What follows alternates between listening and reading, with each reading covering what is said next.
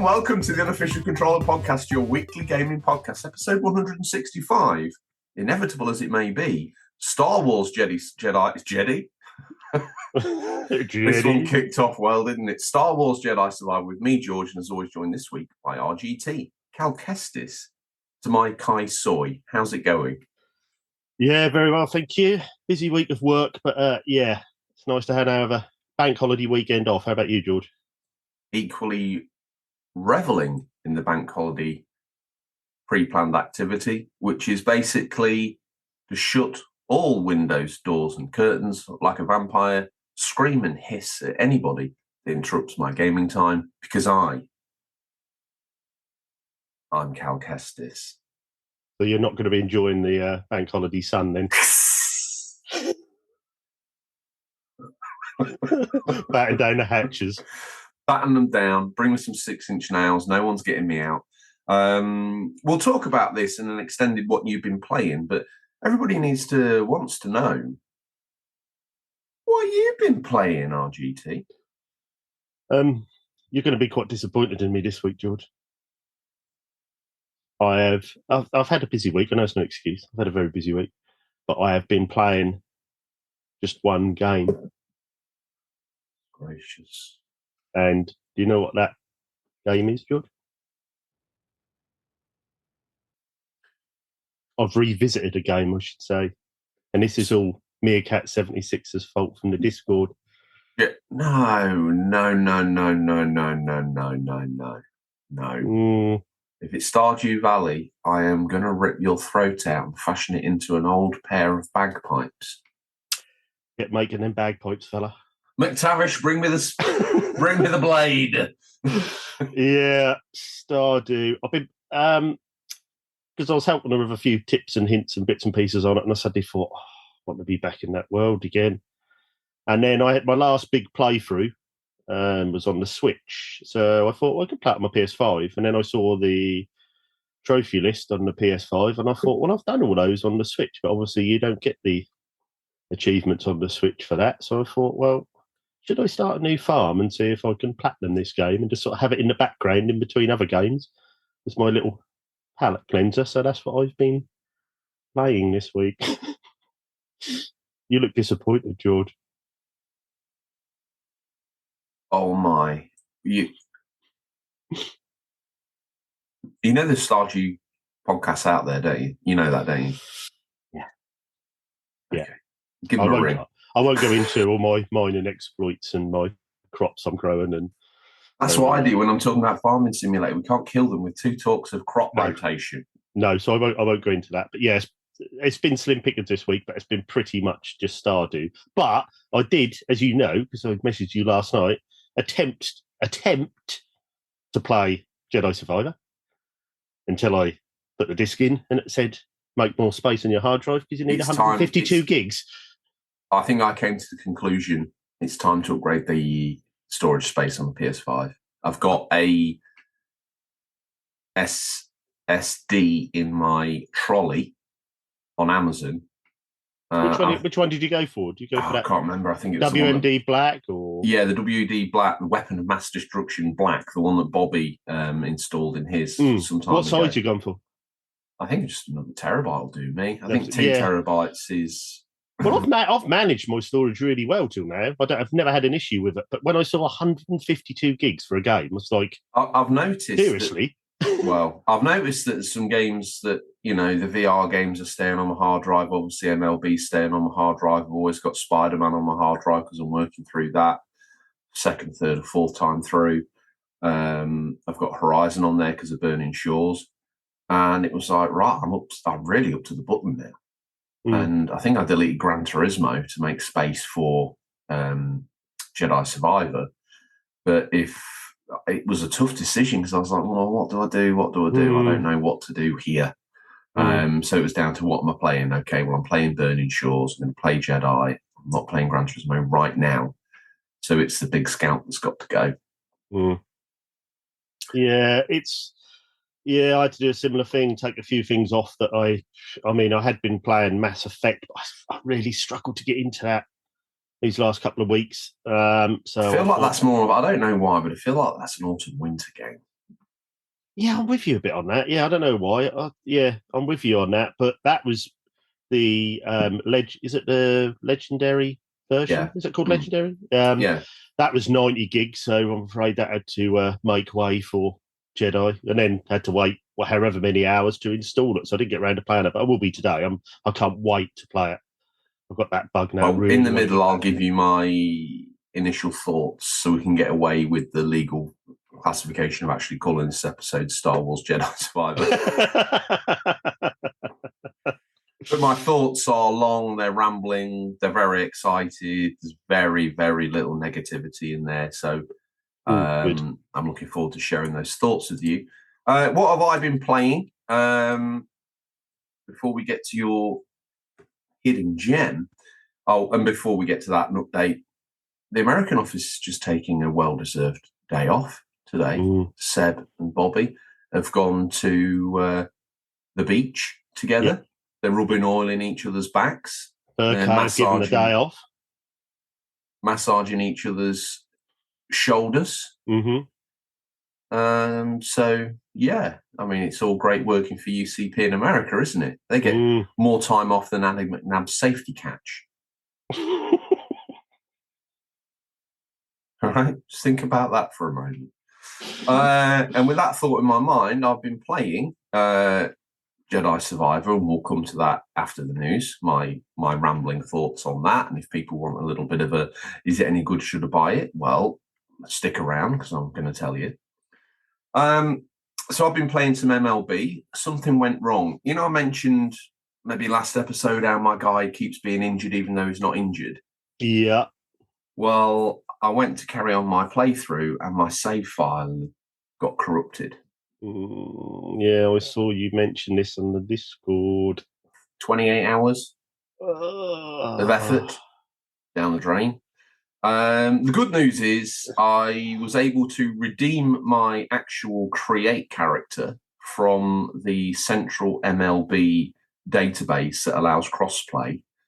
I knew there was a reason why I didn't want this game on any other format, but ultimately the reason this game was on every other format also saved me. So it holds a photocopy of your character in the central pool, so you could pick it up on the Switch, you could pick it up on the Xbox, you could pick it up on the PS4. Did you try restoring from the cloud save, so like a save back from the cloud? So you'd obviously... With desperate tears in my eyes and that sort of cracked voice you get when you've cried too much as a child.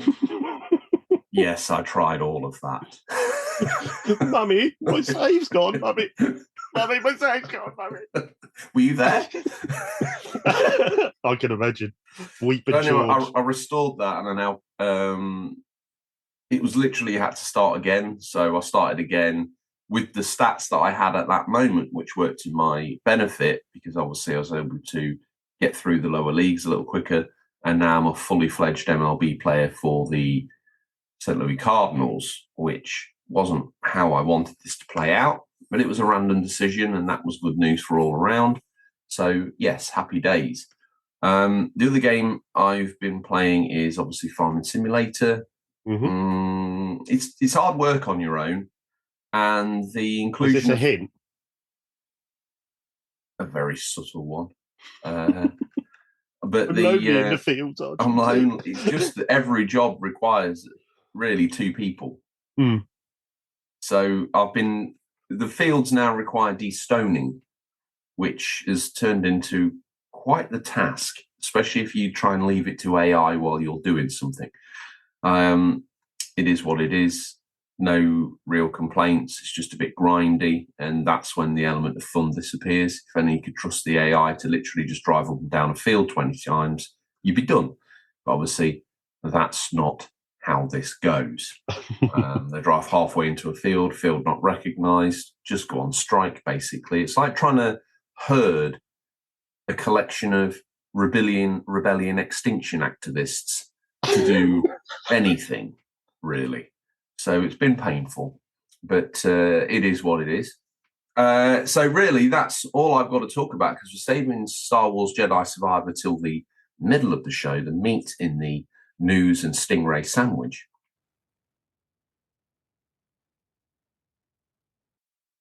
Oh, and remind me after the news, because we've got a new award for the Discord. So if you're in the Discord, or you're not in the Discord, stick around because here's a reason to be in the Discord because you're going to win a little bit of something. Something. Yeah. Oh, yeah. And as always with this show, let me tell you, it's well worth it. And we've already got a winner because I've been operating this in stealth in the background. I was going to say, you've been stealth mode, haven't you? Sliding around, picking winners. Much like Bo Baloba, the Discord community manager, this week, I was going brown. Going dark. And that's not okay. Right. Okay. So everyone wants to know RGT. It's like the Lone Ranger. Beautiful. Riding on down to bring hidden gems to me. Before you start, may I add, this becoming my favourite section of the show. Is it? Yeah, I love it. Me just dragging out an old game from about 20 years ago.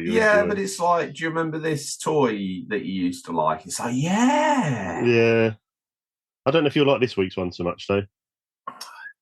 Prerequisite of you doing this is that I like it. Oh, good.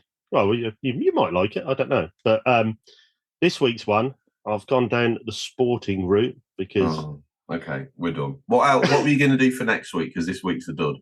Oh, I don't know. I've done it yet. Serve me up this kipper. Yeah, I've gone down the sporting route this week because of my team. Ipswich got promoted yesterday, so I was feeling in a sporting... So I've gone with a 2002 game, developed by Black Box Games, published by Sega. Oh, George, keep awake. It's a football game, right up your street. It is Sega Soccer Slam. And the version I play is on the PS2, which is which is the cheapest version. You can get it on Xbox and GameCube, but as we all know, with tell me more about Sega Soccer Slam. It's Stingray's version of Mario Strikers. Perfection. Yeah. I'm all in. So it's just a great fun arcade game. Over the top, silly characters. It's all different modes in it. One of the modes is a quest mode, where you play. I think it's 10 matches you play, and you can save your money up and buy different power ups and bits and pieces and work your way through. But I think this is probably one of them games where it's a good multiplayer. Friends around, play some games, score some really over the top overhead kicks, couple of drinks, brilliant fun. And I mean, you can pick this game up for,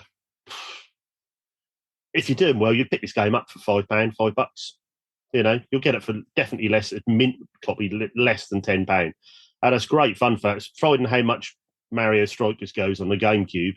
This is a great alternative for that. I mean, GameCube and Xbox versions are a bit more expensive. We'll be paying probably just over £10, £15 for that. But great fun game. And if you're into your football, you like arcade football games, great game to play. Perfect. Personification of a hidden gem. Yes.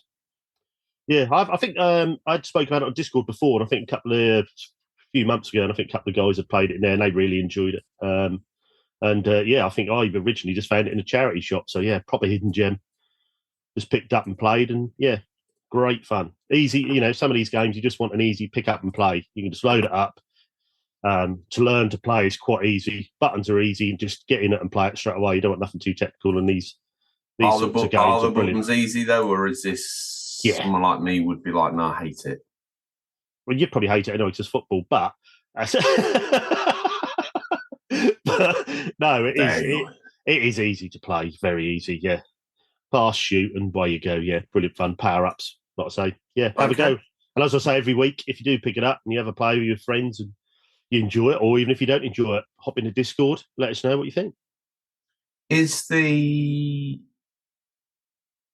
No, that is it. That is all I have to say. I am I'm all out of words. I'm so lost without you. Next week I want lasers and guns and time travel. Have you had much sleep, George? No. Have you have you been up all night playing Jedi? No. Yep. I've had so many late nights this week, either playing baseball or just generally goofing around on games. And have you caught up with your save though? That's a thing. Have you? Yeah, I've probably surpassed it. Oh, wow. Yeah, mate. You've put some hours in. When the pain kicked in, it was like, right, I'm dedicated to this. Everything else in my life is secondary. So what was it? You'd played 28 hours before, and you're now surpassed that, have you? In your second.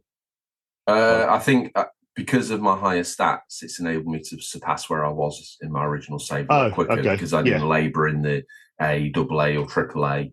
I did a few bits. In fact, one of them I got promoted to AAA and then didn't even play a game, and I got called to the manager's office and straight to MLB. So, wow, yeah, that obviously having higher stats helps. And the way I play it on the difficulty, I play it through. Well, I play it through on the adjustable difficulty, but because of my command of the pitches and the strike zone, I seem to the difficulty goes up and up and up and up and up and up and up, and I'm on legendary plus. And sometimes when I have a bad game, I literally scream at the adjustable difficulty in the top left, like, back off! Let me just feel like I'm good for one match.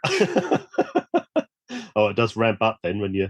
Oh, honestly, the slider goes up as I play. I mean, you say when you lost your save. I remember saying to you, I done it on FIFA a few years ago. I lost a save on a career mode, so I had to start all over again. So I picked the same team, went to sign these brilliant players, unknown players that I'd signed before, but because that's all randomly generated, half of them wouldn't sign for me this time round. So I had to find. That was So I know you. I feel your pain on it. It's okay. I brushed it off. It was more time with the game that I love. And although I commented last week, I think, to said that the soundtrack, I was like not feeling it. I'm feeling it now. It just takes a bit of time. I do remember when 22 came out, I was like, oh, the soundtrack's okay. And then by about now, I think I was like, yeah, I love the soundtrack. Yeah. Anyway, with that all said and done, it's the news. We scoured the very darkest regions of the internet to bring you the latest stories. First up, money to money. Microsoft's unfathomable $69 billion buyout of Activision Blizzard is hanging by a thread after the deal was blocked by UK regulators earlier this week. In the aftermath of the decision, the trillion-dollar tech titan immediately went on a rampage, piling pressure on the government by threatening to reduce its investment in Britain. It's since said it will appeal the outcome, although analysts predict this is unlikely to succeed. While executives at Activision Blizzard have indicated they'll continue to support Microsoft's attempts to push the unprecedented deal through, it should be noted that the Call of Duty maker will still profit handsomely if the deal breaks down. In an interview with CNBC, boss Bobby Kotick was asked about a rumoured $3 billion breakup fee, which he declined to deny, indicating the organisation is poised to pocket a fortune even if the deal collapses. Kotick admitted that if the acquisition were to break down, shareholders would still come away with heavy wallets. If it weren't to get done by the end of the year, I think we'll be sitting on something like 18 billion of cash, the Fat Cat said. And I think if you look at our 30-year history, we've deployed capital for the benefit of shareholders very well, and will continue to do that. In other words, there's plenty of cash to go around. Obviously, all this helps to explain the Redmond firm's scorched earth approach to the UK's decision on the deal, as it'll only have to pod out $3 billion for failing to get the acquisition over the line, but it'll also come away completely empty-handed, having invested over a year of effort into getting the deal done. Of course, when your bank balance is as big as Microsoft's, this is the equivalent of losing a couple of pennies down the back of the sofa for the rest of us. It's funny how, as the noise around Activision is drowned out by the buyout by Microsoft, dirty little Bobby Kotick pops his head above the parapets. Now, let's not forget, the only reason Activision was being bought was because he had completely trashed the company with his shocking, staff revelations and other bits and bobs. He's kept his head down to this point. And I hope this reminds people the mess that Bobby Kotick got Activision into, not financially, because obviously they are a cash cow, but really from a point of view of people boycotting them, the brand being a little bit dragged through the mud, I think if you go all the way up to the backlog of shame era, we're discussing how actions Activision Blizzard have brought the company into disrepute, and then they felt the need to premiere Overwatch too early and other stuff. This has been brewing. This is like a proper dose of political intrigue. Its tendrils wrap around quite a few things. Now, when the deal starts to falter and it doesn't look like maybe it will go ahead, maybe it will, I'm not sure. They've got right to appeal. But here he is. Look, a dirty Bobby Kotick has appeared. He's never far from controversy, is he? No, not at all. And one wonders, how has he managed to wash himself so clean that he's a guest on CNBC? Yeah, it's weird because it wasn't that long ago that he was a very controversial figure, and with all the problems that were going on at Activision, I don't think many people would have wanted to speak to him. But not forgetting Microsoft stepping in to buy it, as beneficial it was to them, was in some way to try and save Activision. Yeah, I mean, I know we do speak about this a lot, but then, that is big gaming news, but it does go on and on. And the whole thing is getting so messy now. The UK have blocked it. There was the massive price tag they were buying them for. And you got all the issues he's caused of Activision before the buyout, and now he's now coming back. It just seems to be getting very, very messy. I mean, they got the right to appeal. Will they appeal?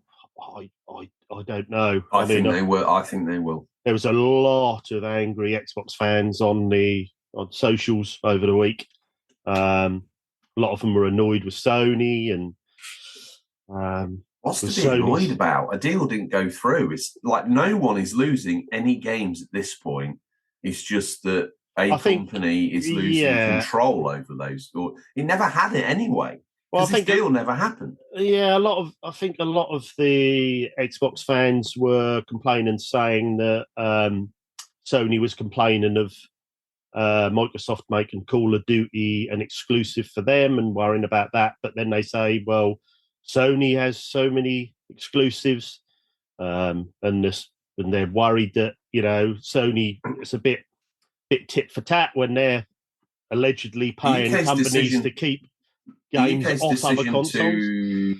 CMA in the UK's decision to block this was a result of one company having more predominance in cloud gaming, which is seemingly what the basis of their investigation was about. And seemingly they came up with the answer to that, saying, yes, this is what the issue is. It's not about one having an exclusive over the other. It's more about one having control over the future of gaming space, which, good news for us all, sounds cloud-based to me. So while you're playing with your amazing internet, you'll be playing Jedi Fallen Order. I'll be lucky to be playing Super Star Wars on the SNES. Yeah. That's. I mean, it's an awkward one because I mean I don't know the ins and outs of the laws on this and how I know obviously the UK's blocked it. I mean, do they need to could the deal still go through, or do they need a clean sweep through everyone before us allowed to go through? Does every country need to, say, yep, that's fine, or is it? Bizarrely, I think they do. Yeah. So this. I mean, if Microsoft appeal, I think this is going to go on for a long time as yet. I think. Well, if you're spending $69 billion on an acquisition, then you can afford some slush fund to push this through. No doubt every single pupil in the UK is going to end up with a Microsoft Surface tablet.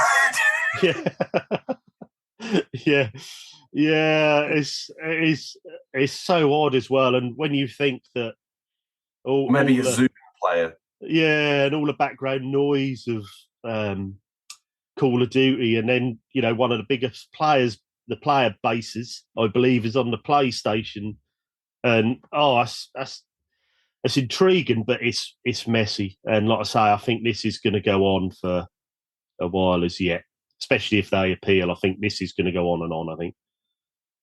Okay, give me a slice of this next piece of news. A Jedi Knight. I'm out of it for a little while, everyone gets delusions of grandeur. The team at Respawn has committed to weeks of patches aimed at bug fixes and performance improvements, along with additional accessibility features. Star Wars Jedi Survivor was already delayed for 6 weeks, and it seems to us like that time was put to good use. We noted that frame rate issues and inconsistent visuals in our playtime, so here's hoping these minor foibles will get straightened out. Are you planning on picking up Star Wars Jedi Survivor today? Let us know how you get on, and may the Force be with you in the Discord. Yeah, So I saw a lot about this. Lots of patches already, one out, maybe two, and more scheduled to come in along the way. I guess here would be a moment to talk. Like, I have noticed the odd thing, but nothing too. There's been times where I thought it's like bugged a couple of times, and it was just I was being dumb in some of the puzzle rooms. Okay. So, you know, it feels like, well, I don't know how to progress forward. And it's like, oh, of course, I'm being stupid. Of course.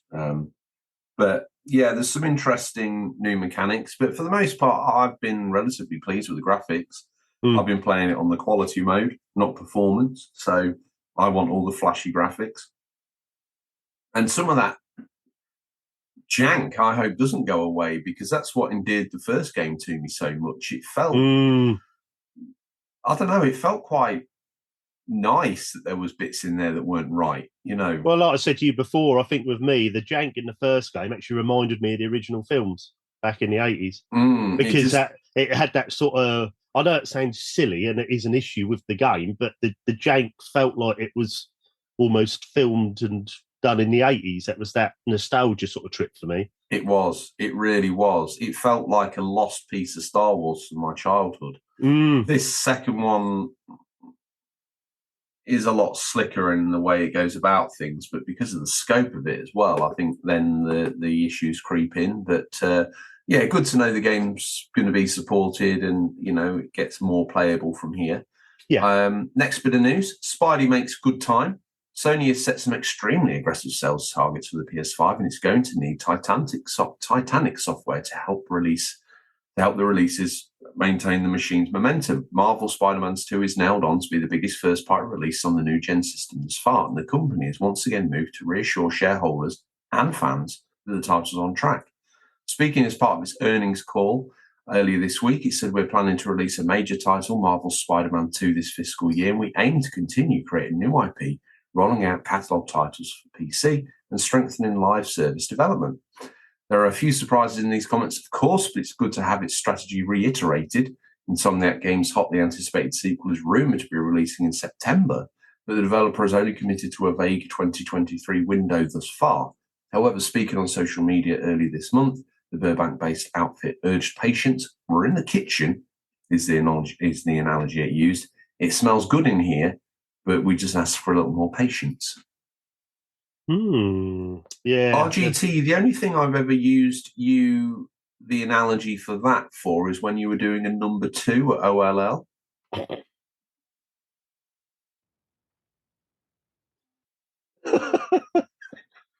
Maybe they borrowed that analogy off you. So from Insomniac Games in the store next to you, is like, yeah, I won't say it smells good, but you know, from the strains you make, patience is necessary. Yeah, that's good to know. Hopefully that is still on schedule, Spider-Man 2. That's a game I'm very looking forward to. We're surrounded here at the UCP office by a pack of hounds. Is it fox hunting week again? Yeah, especially in Suffolk, they're all on their horses and ready to roll. So, Mumsy, tell Lord Ponsonbury, is he still alive in the story of the show, or is he dead? I think he's got to still be alive because he still keeps cropping up on the Discord every now and then, doesn't he? I'm sure he passed on, but okay. Yeah. Tell Lord Ponsonbury to keep the hounds quiet. Yes. No, they got worse. Yeah, I think PS5 is selling great guns at the moment. It's outselling PS4 during the same era. Yeah, I think they've was it 6.9 million or something they've sold this year, and I think they've sold just shy of 40 million consoles so far, which is astronomical. And I think now after the lockdown and COVID, and now they've managed to get the production up and running, and they're getting the consoles in stores. It's just flying off the shelves. So yeah, they need the games to back it up. So with Spider-Man 2 being on course, and then I don't know, I haven't heard much more about Wolverine, but that'll be good for when that come out. I would imagine that'll either be next year or year after. But yeah, they're I am really looking forward to Spider-Man 2, must admit. Stay with us. We'll be right back. Do you like video games, podcasts, and reminiscing? I'm actor, video game writer, and total sweetie pie Connor Savage McCabe, and on each episode of Call Me By Your Game, I sit down with a guest for an intimate look at a special game from their past. Did you and your dad beat Spyro the Dragon over the holidays? Or was Halo 4 the one thing that united your roommates during your senior year of college? Stories like these are what Call Me By Your Game is about. From video game content creator Janet Garcia to Hades voice actor Courtney Vinay's, I interview wonderful comedians and game industry friends about these memories. Check us out wherever you get your podcasts, and maybe someday you'll call me by your game.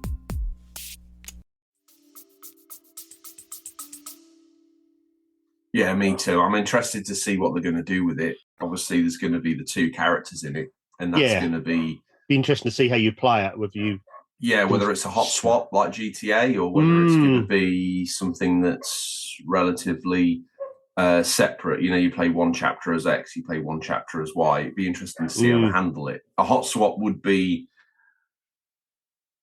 quick reward gameplay wise, but you know, from a story point of view, I don't know how that would work out. You know, because that game really got you invested in the characters each time. And I wonder if they'll do it more linear, so you'll do a mission as one, and then automatically swap into the other. Or then again, with an open world, I suppose that'll be harder to do that. So yeah, I suppose that. And everyone has their favourites as well. So I don't know. I tell you what, the thing I did like about GTA with that swap and was good, because when you would zoom into that other character, it's nice just to see what they were doing. You know, you'd go to Michael, and he'd be sitting in a cafe having a coffee, and then just get up, and then you'd walk out. That'd be good if they'd done that. You could sort of go over to Miles and see where he is and whether he'd be at work or doing something during the day. That'd be really good. That would be also a bit mundane though, wouldn't it? You know? Yeah, but that's nice to see. I like the other side of it as well. Nice to see them in their real lives. And if you sort of zoom into where they are at the time, that'd be really good. Right, shall I get on to the next piece of news? Please. Games Pass raises Dynasty. Wolong Fallen Dynasty has been one of the biggest Xbox Games Pass launches of the year so far, with millions of fans going hands-on with Koei Tecmo's excellent Souls-like in recent weeks. Well, the team has just provided some updated numbers that show how much of an impact Xbox's subscription service has had. The developers announced that Wolong Fallen Dynasty has sold 1 million copies worldwide. However, if you add Xbox Games Pass users to the mix, Tecmo has seen 3.8 million players get stuck into the action slasher, almost 4 times its out-and-out sales numbers. That 3.8 million number includes players across all platforms, including Xbox One, Xbox Series X and S, and PC Games Pass. It's an impressive total, though. And the developer will no doubt be delighted at the mix of strong sales and a high amount of subscription players for Wolong Fallen Dynasty. Yeah, that's impressive, that, isn't it? Yeah, interesting little nugget. You know, there's lots of news recently how subscription services are falling off and how they're not really working for some, or maybe, in the restricted cash flow as some people find themselves, the first thing to go are subscription numbers. Yeah. And as I've read over the last couple of weeks, Games Pass has been subject to that as well. Obviously, people canning it off as they've played the back catalogue and other games and other things aren't joining. And I thought, actually, do you know what? It's time for a good news story here, because Wolong Fallen Dynasty 2 or 3 weeks ago was a hot topic, and it was straight on Games Pass, which is a boon.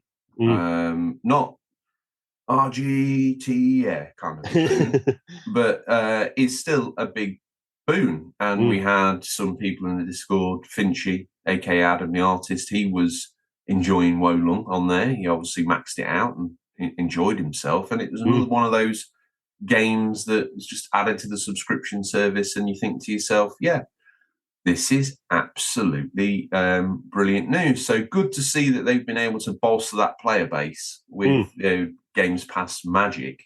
Yeah. And that despite some of the less than good news around the subscription service we've seen lately, there's still these little glimmers of hope that it's almost like a plane going down the runway, is it? Up and then down, no, up and then down, no, up. And, one day it's going to reach and also, I think it probably dropped on there at the right time. I mean, there's been a lot about Xbox sort of, lacking in their first-party games now at the moment, and I know that they had that Hi-Fi Rush, was it? I always get that title wrong. Hi-Fi Rush, it was. But other than that, it's been a bit slim pickings lately, so that probably dropped on there at the right time for people to enjoy that. And if you're a Games Pass subscriber, getting that day one is fantastic.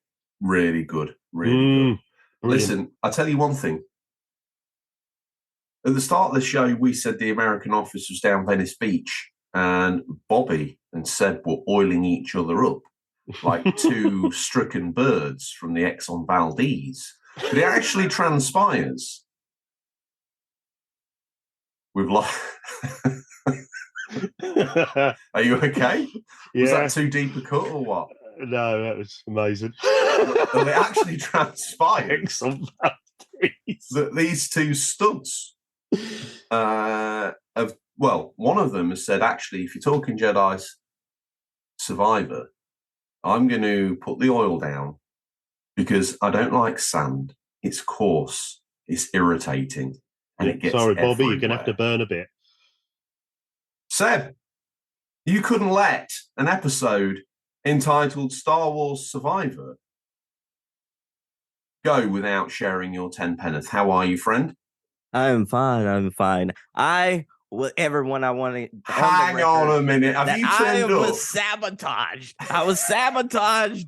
He tried to send me and Bobby down to Miami Beach because down to South Beach. But alas, I am here with my silk bathrobe in right now to give you all the best bit is he's actually here in a silk bathrobe. He is really looking like a cross bathrobe between Apollo Creed and Hugh Hefner.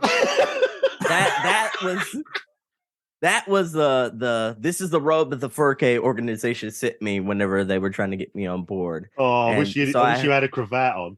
That would just top it off. You had a cravat and a silk bathrobe. Beautiful. I just need I need a pipe, like one that yes, you do. But anyways, look, good people of the UCP Nation, I was attempted to be silenced in this episode. I said nay. I grabbed the finest of robes and everything. I told the people at the lobby, I said, I need a webcam pronto. And then they said, sir, you need some pants on. And I said, I will put some pants on when I get a webcam. So immediately they fetched me a webcam like the good gents that they are. And here I am basking. Here I am gracing you with my presence so you can bask in my glory as we talk Jedi Survivor. So what were we talking about, gentlemen? I believe it was something to do with Xbox, Hi-Fi Rush, and whatnots. Well, basically, it's the fact that Games Pass has managed to swell the numbers of Wolong Fallen Dynasty. And that was good news. It sold 1 million copies worldwide, but thanks to Games Pass, it's been able to creep that up to 3.8 million players getting stuck into the action slasher. I know it wasn't for you, but, if you're an Xbox ecosystem player, landing at the right time, right quality of game, AA, one would argue, AAA game, and the fact that it's able to bolster its sales numbers and for the company Koei Tecmo to get paid out in some way, shape or form off the back of having it on Games Pass, once again just argues for Games Pass's place in the gaming ecosystem, I would say. We've seen some not great news stories about subscription services in general recently, and I thought this was a sign of a decent outcome for the brand and Games Pass. So that's why it's snuck into the news. Just out of interest, how does Microsoft and Xbox, how do they pay for those games? Do they get the developers get paid on downloads, or do they get a fixed sum, do you think? Or I think like depends on what game it is, but there are different contracts involved. Okay, so it depends on, it goes from game to game on what the developer agrees on, I suppose. And yeah, for sure. And then depends on like the how notable the game is as well. Like MLB The Show, for instance, is a completely different contract, from my understanding, than your typical indie game. Okay, you know. I just wondered if sometimes it always make me wonder how they match it up, because obviously the developer, if there's been, like we say, 3.8 million downloads, but that would have been a $70 game, have they lost out on money on them downloads rather than what they would have sales? Do you know what I mean? But then again, would have had that many sales if they weren't on Games Pass. I wonder how it works. Really, must be quite complicated. Oh yeah, for sure. Speaking of Wulong Filing Dynasty, it's a mixture of a lot of things, because the Game Pass element definitely helped, but it was also riding the wave of Elden Ring, and considering it's the next like almost Firm Software liked game, like Souls like game to come after Elden Ring, after that tremendous buzz and that like reinvigoration of that genre. Like that genre got so much exposure due to that game, and this was like the first major, I would say, Souls-like game after that. So it's a combination of the Game Pass machine, and I would say like that Elden Ring hangover, where more people are starting to get exposed to that genre than ever before. So the Wulong Fallen Dynasty is it's kind of a mixed bag, so to speak, because I do think it would have succeeded nonetheless, but I don't think it would have hit these numbers by any means. Like, for example, there was a game like late last year called Thymesia. It's a very similar game. It's also a Souls-like game. Very like a very premium AA game. I bet neither one of you heard of it though. No, I've heard of it, but it wasn't my cup of tea. No, exactly. It's like it's one of those things to where I'm like, Game Pass does help spread the word in the market, to where like a lot of indie games and AA games get like definitely saturated in the market. Sometimes you need that big machine pushing you. And I suppose as an indie developer, I mean, how many? What is there? 25 million Games Pass subscribers, I think. So I mean, if you're an indie developer, you're on the list of them 25 million people if they want to download it, rather than if you're not on there, that's hard to try and push your game and get your game out there to the public. So yeah, but I suppose definitely benefits people like that. Yeah, for sure. Moving things forward, if I may, before we head into community corrections, we had all those dogs barking, and anyone who thinks this show's thrown together, obviously the dogs knew that Seb's arrival was imminent. One thing I would say is he's not wearing anything downstairs, and he's sat with his legs open in that silk gown.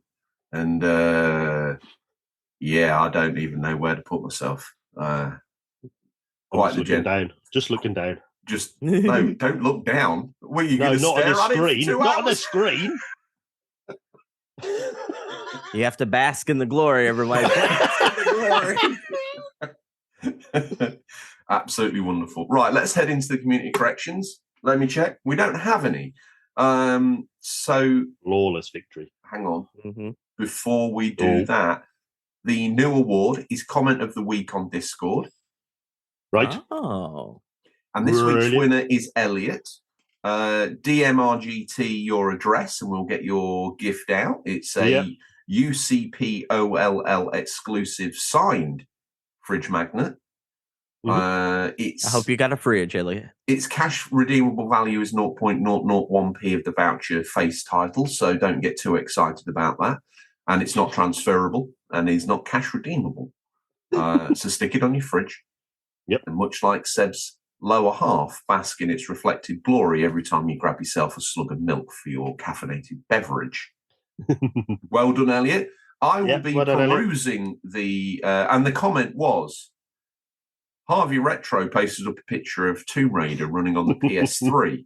It was brilliant. And Elliot's comment was, expect a Wild George to appear in a Primark-branded PlayStation hoodie and beanie hat.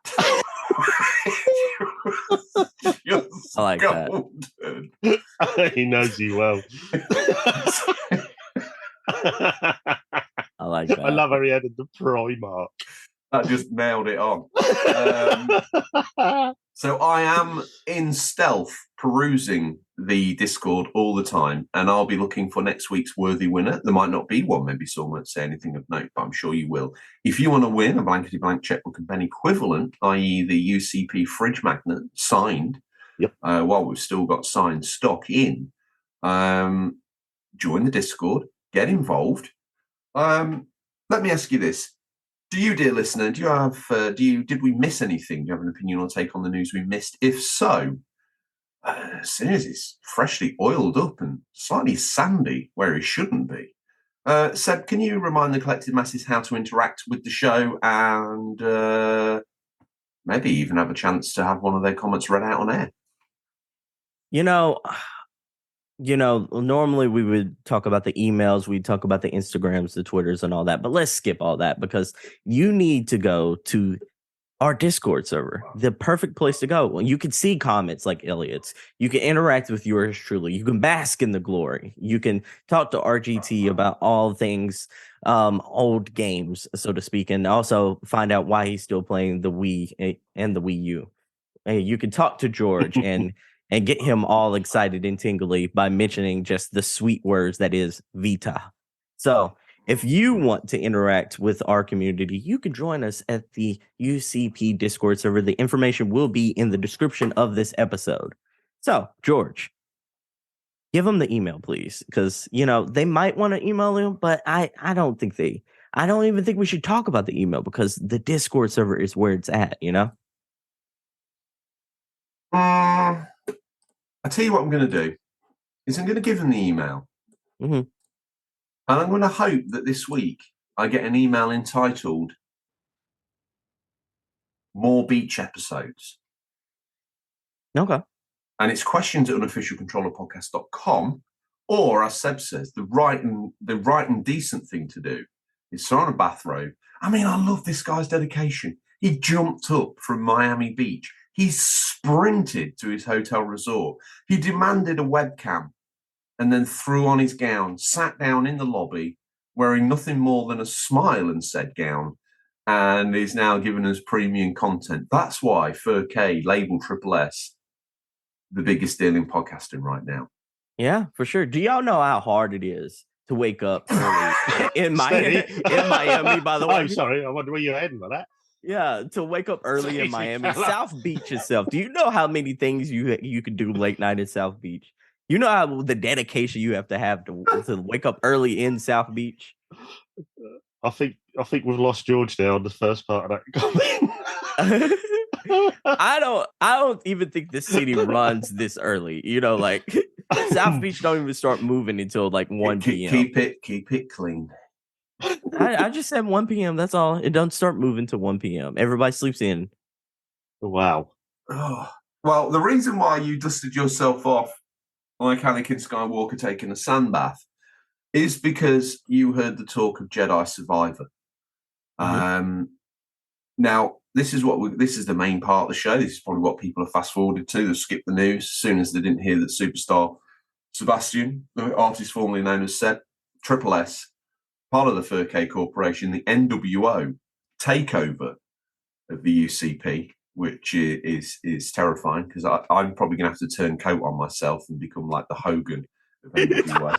But if we're all in, brother, if we're all in the Fur-K Corporation, I'm not even sure who we're rallying against at that point. Maybe then I've got to go Wolfpack and go a little bit feral. But we get lost in the weeds. A wonderful game came out, Jedi Survivor, the continuing story of Cal Kestis and his band of tag-along heroes. I've been playing it. I got it early. Archie T's been downloading it. Seb, you also got it earlier than me, and you've been playing it. As is decent as is right, why don't you give us your initial thoughts on the game and where you're at with it? I believe we had a question like not too long ago about the best licensed games of the year. There's a new front runner. This is it. This has the first, like the number one spot. And I don't even think it's close. Like this makes, even with, by the way, this is a very buggy mess. This is one of the most bugged out games I've played since Cyberpunk. And I've been playing this on the PS5. And I got to say that like, I love this game. I think this does everything that we liked about this does everything that we loved about the original and ramps it up. But it's a game that's hard to love because of how buggy it is. It wants you. It's like it's so buggy, in fact, that it's almost like you are dating it. You see all the red flags, but yet like the story, the characters, and everything else is intriguing enough that you want to pursue. I've seen a lot about the issues. What issues you been having then, Seb? Crashes. Oh, really? Crashes galore. Yeah. Okay. Oh, yeah, crashes galore. It's one of those things to where I'm like, I don't think I've played a single world of this game that didn't crash, where I didn't have to restart the whole entire from boot up menu. So I'm like, from the jump. Are you losing progress as well, or you go back to an auto save? No, I mean, if I do lose progress, it's not like astronomical. It's just annoying. I think that's the worst aspect of it. I've not had one though. Have you not really? I've not had one game breaking issue. Like no crashes as well. Sorry to interrupt. No crashes. What are you?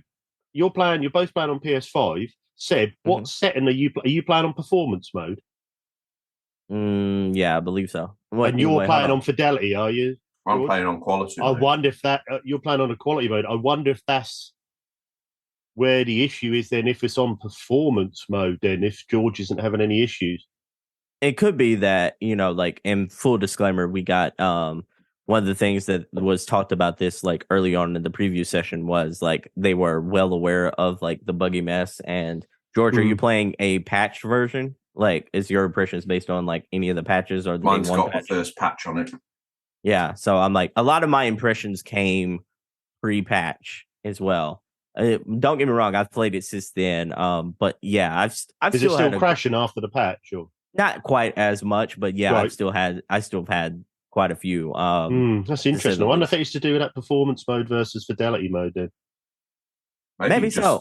Slows the frame rate down enough for it to be able to make the computations in the background. I'm not sure, but I've had some very light screen tearing exhibited just at the top, maybe 2 centimeters of the screen. I keep catching out the corner of my eye and thinking, what was that? And then I scan back round again, and it's not there. Did you have any draw distance issues?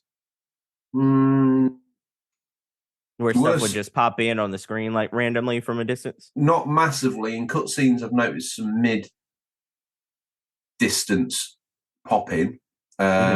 Maybe a second into the cutscene, stuff starts to pop in, but in actual gameplay,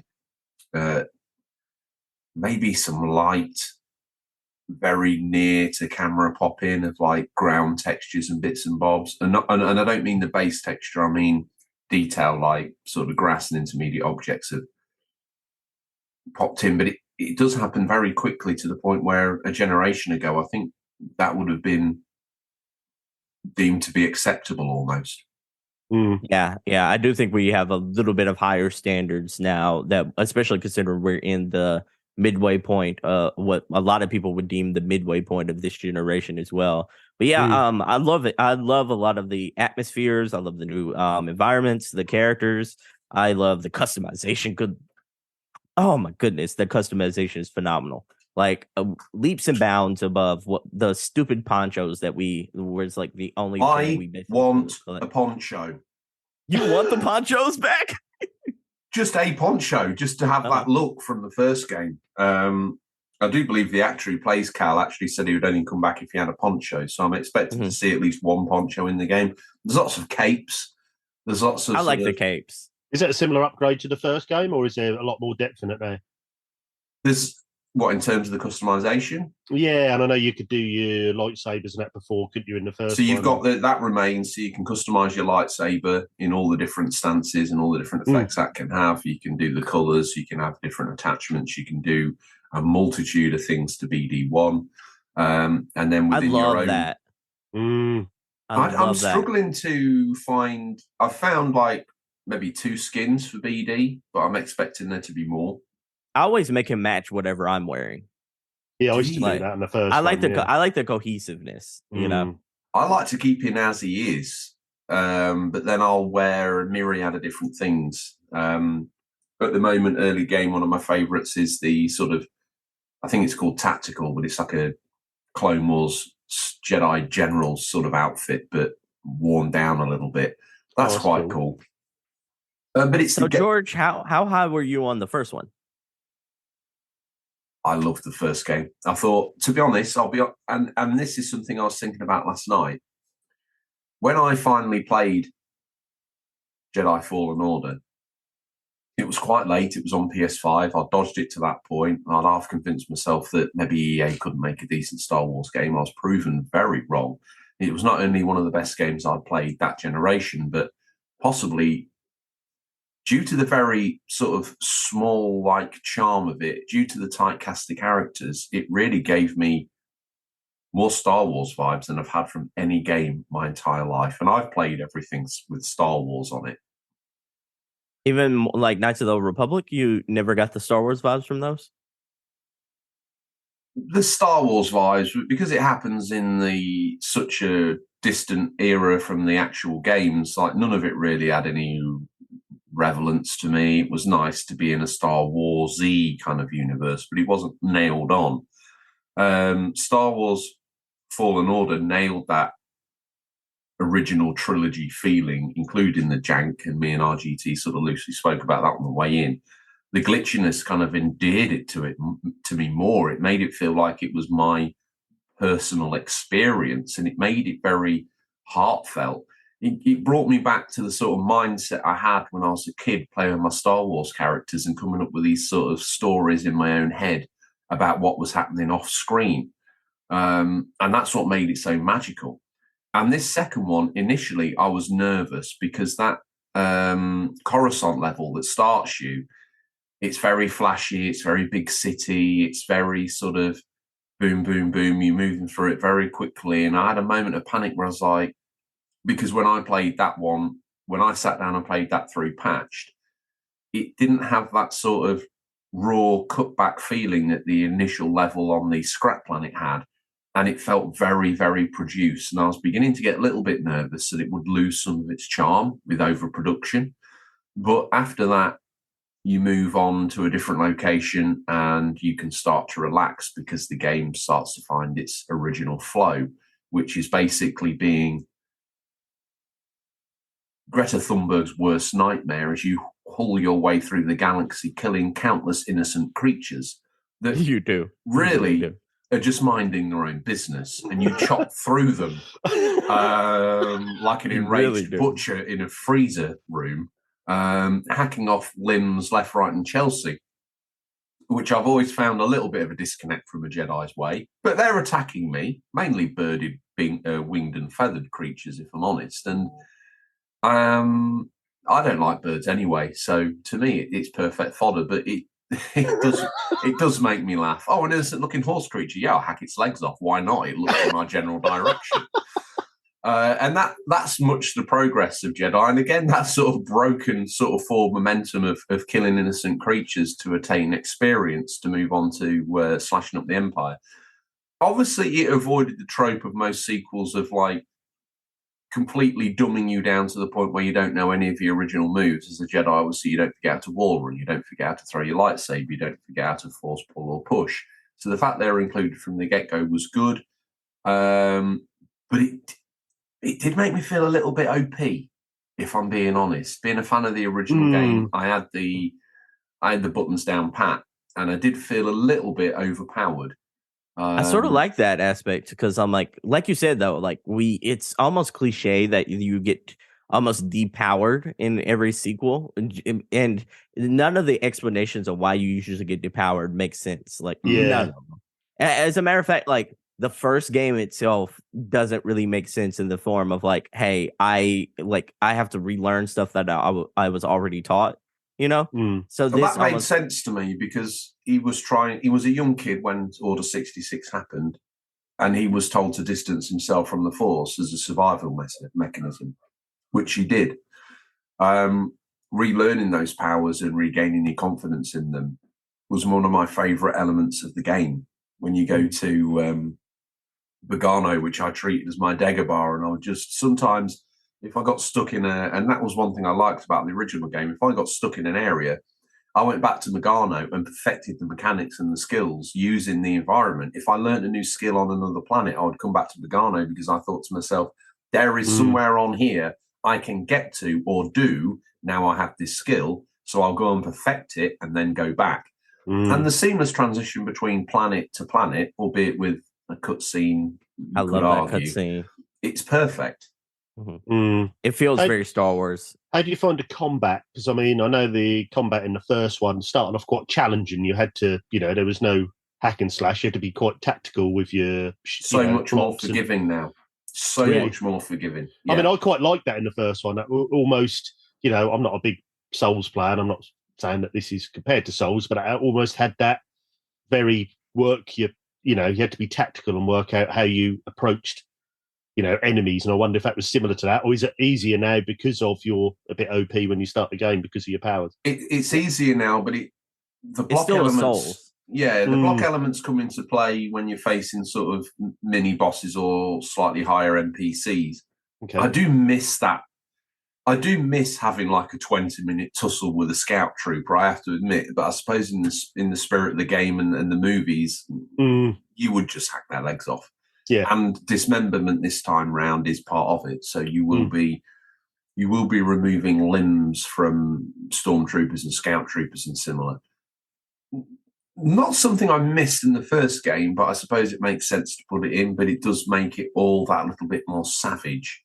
Yeah. And it's also like the fact that, you feel like this feels like the next evolution of Cal Kestis as well, because like you are easily dispatching some of your enemies that you had trouble with in the first one. But I mean, that's kind of the natural evolution of like how he's progressing and how he's like understanding the Force, and he's still learning. He's still like an evolving character throughout this game. Don't get me wrong, but like it is cool that you're not almost like depowered and also still struggling with the same hurdles. They're introducing new challenges for you to struggle against, and I like that evolution. That said, I mean, it's what I said in my general impressions earlier. I think this is a phenomenal game. The presentation is magnificent. The cut scenes, the acting, and everything like that. This is probably the best original game this year. I'm going to chuck it out there. I actually think these games are more God of War reboot than they are a Souls-like. And to that extent, I like God of War, but I've never been a massive fan of it. I'll play the games and I'll enjoy them. But this, to me, I'm enjoying more than Ragnarok. Oh, you're insane. But I can respect that. I'm a Star Wars kid, all right? Yeah. And to me, the relevance of this story and the characters, I've grown way more attached to Cal and BD and people like Grease than I did to any of the characters in God of War.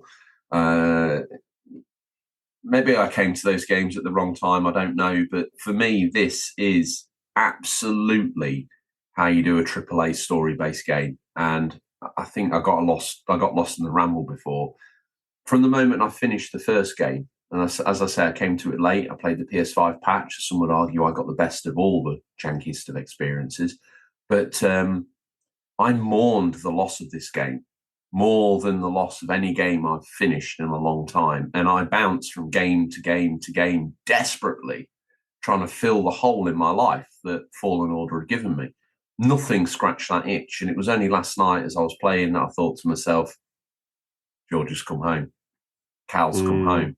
This is the feeling I've been missing this whole time. And this game has it in spades. Seb, let me ask you a question. What do you think about the increased scale of the levels? And is it actually increased scale, or is it just more of the same spread out? I think it's increased scale. I do think it is spread out as well. But like, I do think this is exactly the first game, but bigger. But everything's done bigger, better, more. I want to say more polished, but I don't think I've had a very polished experience with this game. So I'll just say, like, I think what they were going for is a bigger, beefier version of the first game to a T. So yeah, I do think it's a little mixture of both. Is there more planets to go to? Are they all different? from I'm the first? presuming so, but I haven't. How I far are think you, George? I've been to. So I've done the bit where I meet Seer and Merrin. It's a bit of a spoiler in a way, but that's where I'm up to. So I've done sections past that, but I don't really want to ruin too much more by waffling on about the other bits and bobs. But I've thoroughly been enjoying it, and I think there's sort of different environments as well now. Is there from the first game? big time. Oh, good, brilliant. Yeah. Like I don't necessarily know how many. Like I would tell you how many planets there are total, but that might be considered a spoiler. But okay. I will say it's not like a huge step up, like numbers wise from the first game. I will tell you that. But the individual planets more than make up for it because they've got like beefy. Yeah, and they've got different ecosystems within each part of it almost. And the hub world, which I believe is the one that you're on with Grease's bar and things, I kind of wonder, this is more like Assassin's Creed 2 versus Assassin's Creed 1, where you have in Assassin's Creed 2, you had ownership over that town, where you invested in the shops and the different vendors, and you did up the castle that you lived in, and you got the works of art, and you bought the things, and you generally expanded the whole area, and you had that sense of ownership. I was getting real sort of Assassin's Creed 2 vibes to that degree, where you've got this home area that looks very Star Warsy that you get to do up, and that increases characters around the area, and it increases different bits and bobs for the area that you're in. So you can really invest in that section of it. I do miss the sort of ragtag bunch of adventurers just living on the Mantis, although there is an element of that. You are one step removed from the Mantis a bit more in this one.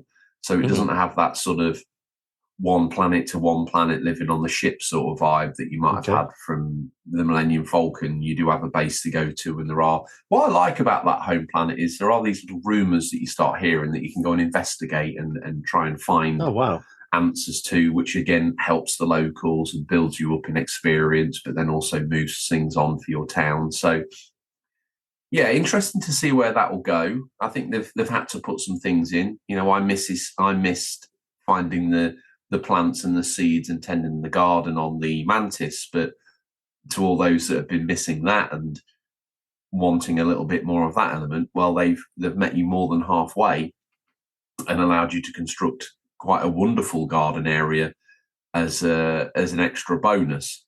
It's funny, like I'm sorry to interrupt. It's like, it's funny you should mention that. I was thinking like, this game kind of, I've always associated this as almost like Uncharted meets Dark Souls in a way, the way you kind of can roam around, and then it has like more of a hack and slash like Dark Souls element. But like it's like they kind of lightly tried to throw in that like city manager type of vibe in this one. I wish they would almost like leaned into that a little bit more, because it feels a little more like a added feature that feels more shallow than like just something to kind of have. That's why it gave me the Assassin's Creed vibes. So I didn't play Assassin's Creed 2 at launch. I played it much later. I think I played little bits of it, but then when I actually got to sit down and play it through fully, obviously those sections that I mentioned had aged quite badly. And I think at the time when you're playing something like Assassin's Creed 2, your imagination fills in the gaps and you really feel like you're building this city up and you're adding the works of art. But ultimately, when I played it, it just felt like set dressing. In a way, this does, but it's got modern mechanics wrapped around it, which kind of stealthily hide or obscure some of the more obvious and mundane parts of it from you, but they are still there. But it's content. You know, we're sat here arguing about content. It's content. The judge of the quality of that will be, you know, when the game's done, and are we still going back and tending the gardens? Answer, probably no. But it's a nice distraction along the way. And for the trophy hunters and bits and bobs, obviously, to get that perfect garden, you've got to get all of the plants. You've got to scan all the plants. One thing I've noticed is BD's scanning ability. He makes a little beep boop on your back. And you think, okay, I need to scan. Finding the exact position to stand in to be able to press down on the D-pad is infuriating. It's annoying. It's super absolutely infuriating. And I've seen enemies that I've never seen the whole game through. So I beat them, and stand in varying different degrees around the enemy, hoping that BD will want to scan it to add it to the encyclopedia. Now, I know I've never seen this enemy before, ever in the game. Yet, BD will not scan this dude at all. And I do find that to be peculiar. From what I saw in the patch notes and everything like that, that's something that's going to be fixed later, from my understanding. Fair enough. Well, yeah. At least it's not me being an idiot, but certainly, and sometimes he can be stood wanting to scan a geographical thing, and he's in the position to scan, and no matter where I position Cal, the down option doesn't come, which is, as we mentioned, frustrating. But these are small foibles. At the moment, I can't stop thinking about it. I can't stop talking about it. I can't stop sort of reminiscing my childhood Star Wars fantasies about it. I'm very excited to play after the show today, especially talk to you guys about it. I can't wait. I think it's a great game. I almost wish it had 6 more months. Like, especially with because you George and I we were playing on PlayStation. It seems like that's kind of like the better way to play this game. PC players have like noted that this game is unplayable on PC right now. Yeah, I noticed there's been a lot of issues on nearly every system that's been released on, but I noticed the PC gamers were saying it is literally unplayable.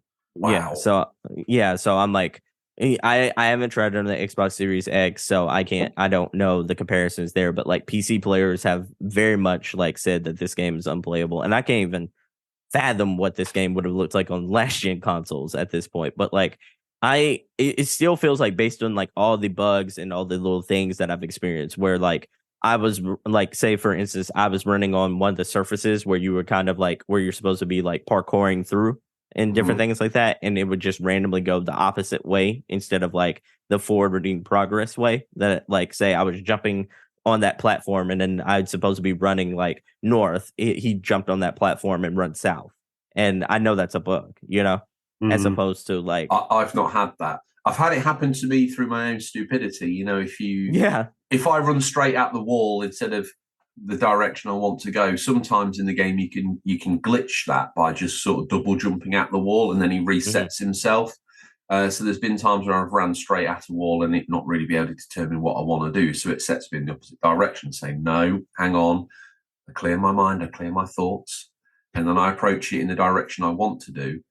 I've always found the wall running, I can't chill with the wall run. And I don't know how you can speak to this, Seb, or you from the first game RGT, but I find that he tapers down the wall as he goes, which always makes me nervous. So I find myself double jump, attaching a higher point on the wall and then running along that way. Yeah. I like that, but I don't like it, but it feels like the right thing to do. But that sometimes takes me out of the game. Like the wall running in general has always been a little bit. Oh, and the climbing. Interesting. And the climbing. Yeah. Well, this one, now, it's much better this time. In the original game, when you ran and jumped at a surface, you had to pull in the triggers to sort of grab him, and then you could move him round. They added a like a feature later on to where like you can basically auto do that now. You don't have to. Yeah, well, this game obviously it's already auto in. Yeah, and a good job too, because they have you flitting between climbing surfaces. So 1 minute you're climbing a sidewall, and then you have to sort of hop jump almost like Spider-Man to the wall above you, and then you can monkey hang your way around. Which has opened up some different ways of thinking about the game, that if you're a sort of veteran of the original game, you don't always think, oh, yeah, of course I can just jump straight up and then monkey bar my way to where I need to go. That it doesn't always feel organic. And again, here we are talking about a game that we absolutely love, much like that we were super enjoying, and we're taking the time to beat down on it. Let's talk about the things that I love. The physicality of the saber feels good. The different stances feel good. Some of the new stances that have been introduced, or the new stance that's been introduced, is the combo of blaster and saber. I'm personally love it. I'm a purist, so I'm not. Do you notice anything with the DualSense? Is there anything with the adaptive triggers, or not really? I would just say impact moments. Yeah. Okay. It Okay. feels like obviously this is a game that's been made for all formats, and that plays out in the use of the DualShock. I can't remember what it's called now. DualSense's DualSense, yeah.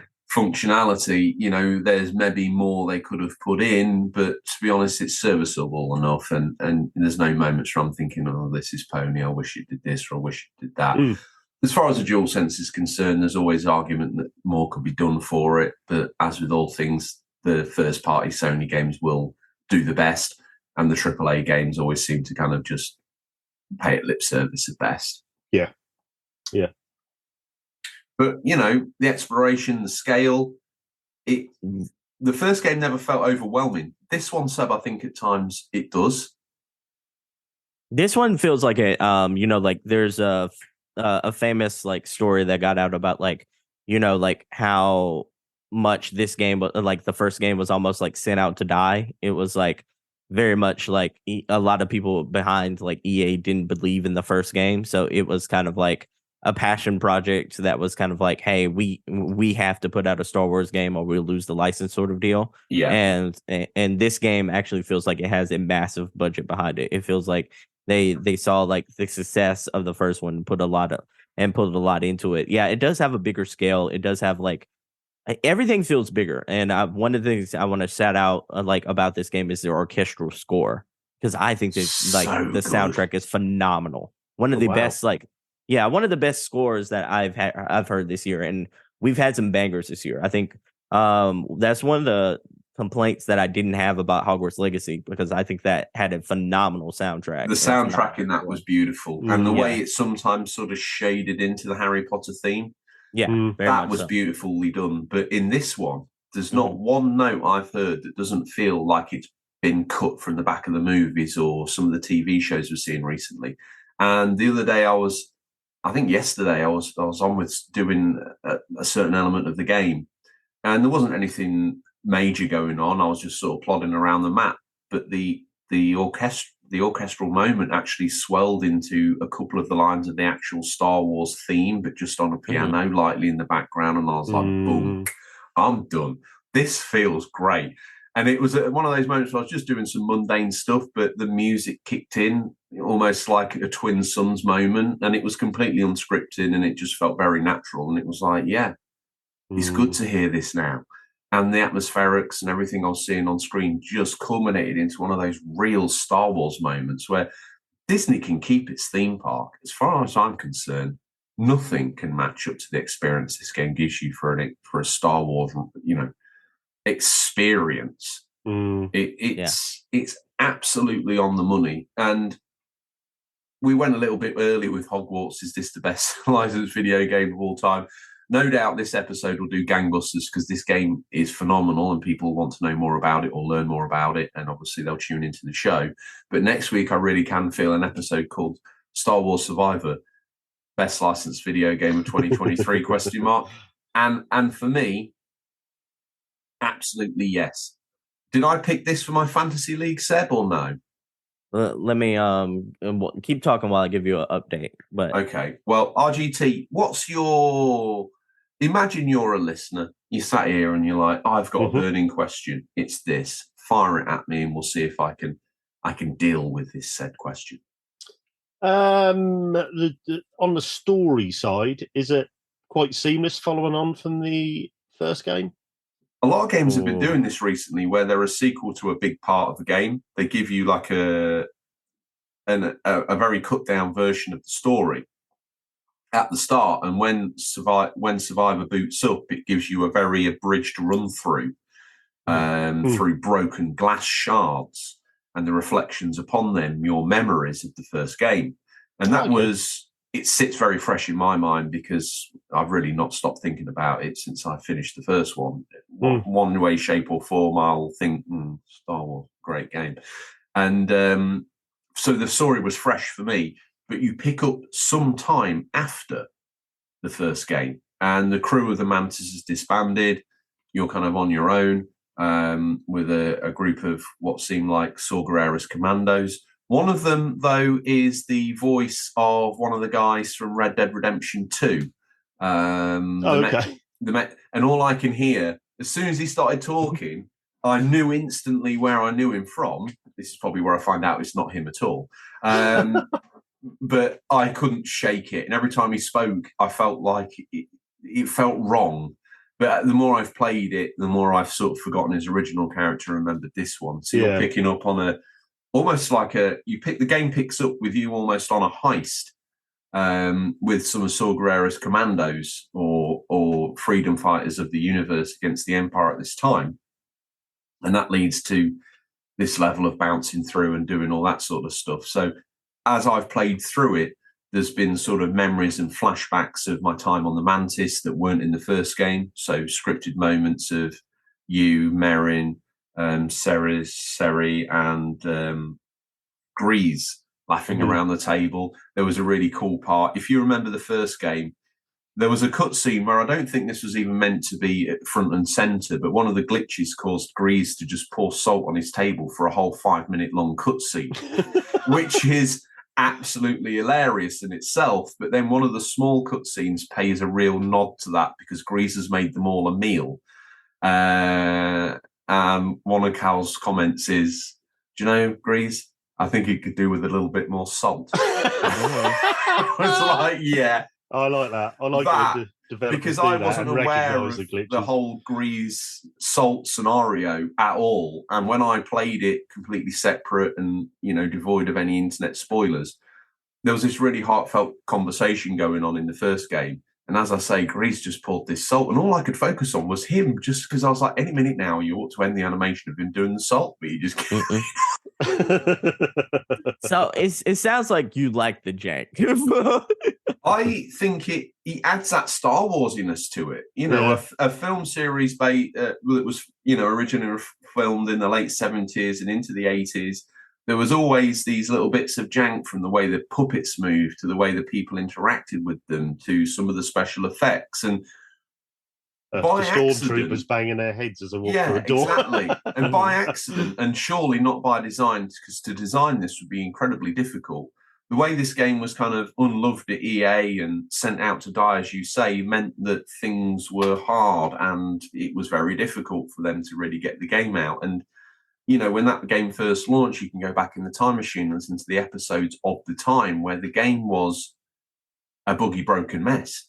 And that's why I avoided it. I'd also been burnt by things like Battlefront 2 and Star Wars Battlefront and thought, well, I don't really know if they really know. Like, you know what? They nail the environments and all that, but they just run a generic game through it, and I can't be bothered with that. I was also slightly put off by it being claimed to be the Dark Souls of games. And I was like, I like Star Wars, but I don't like an impossibly hard challenge, and I don't want to fall off of this if I get on it. All my fears were dissuaged when I played it. It's very welcoming and it's very encouraging to new players. And even though a lot of level-based games feel almost unbreakable when you first start playing, but as soon as you start to get one skill level point that you can spend on X and another one on Y, as you go through, you do feel this sense of progression, and you do feel this upswell not only in your own confidence, but the skill set of the character as well. So, listen, I could rave on about this bad boy all day. Every single subtle nuance is not lost on me, and I love the game.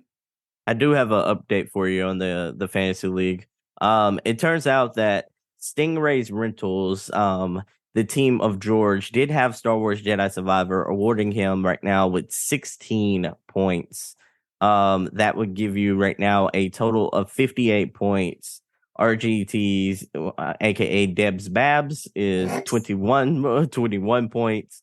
Bobby's Devils has a total of 26 points, and I am right there in front with 60 points total. How many points have I got? 58. Oh. Coming right will be a backdoor, Seb. You just hold on. You're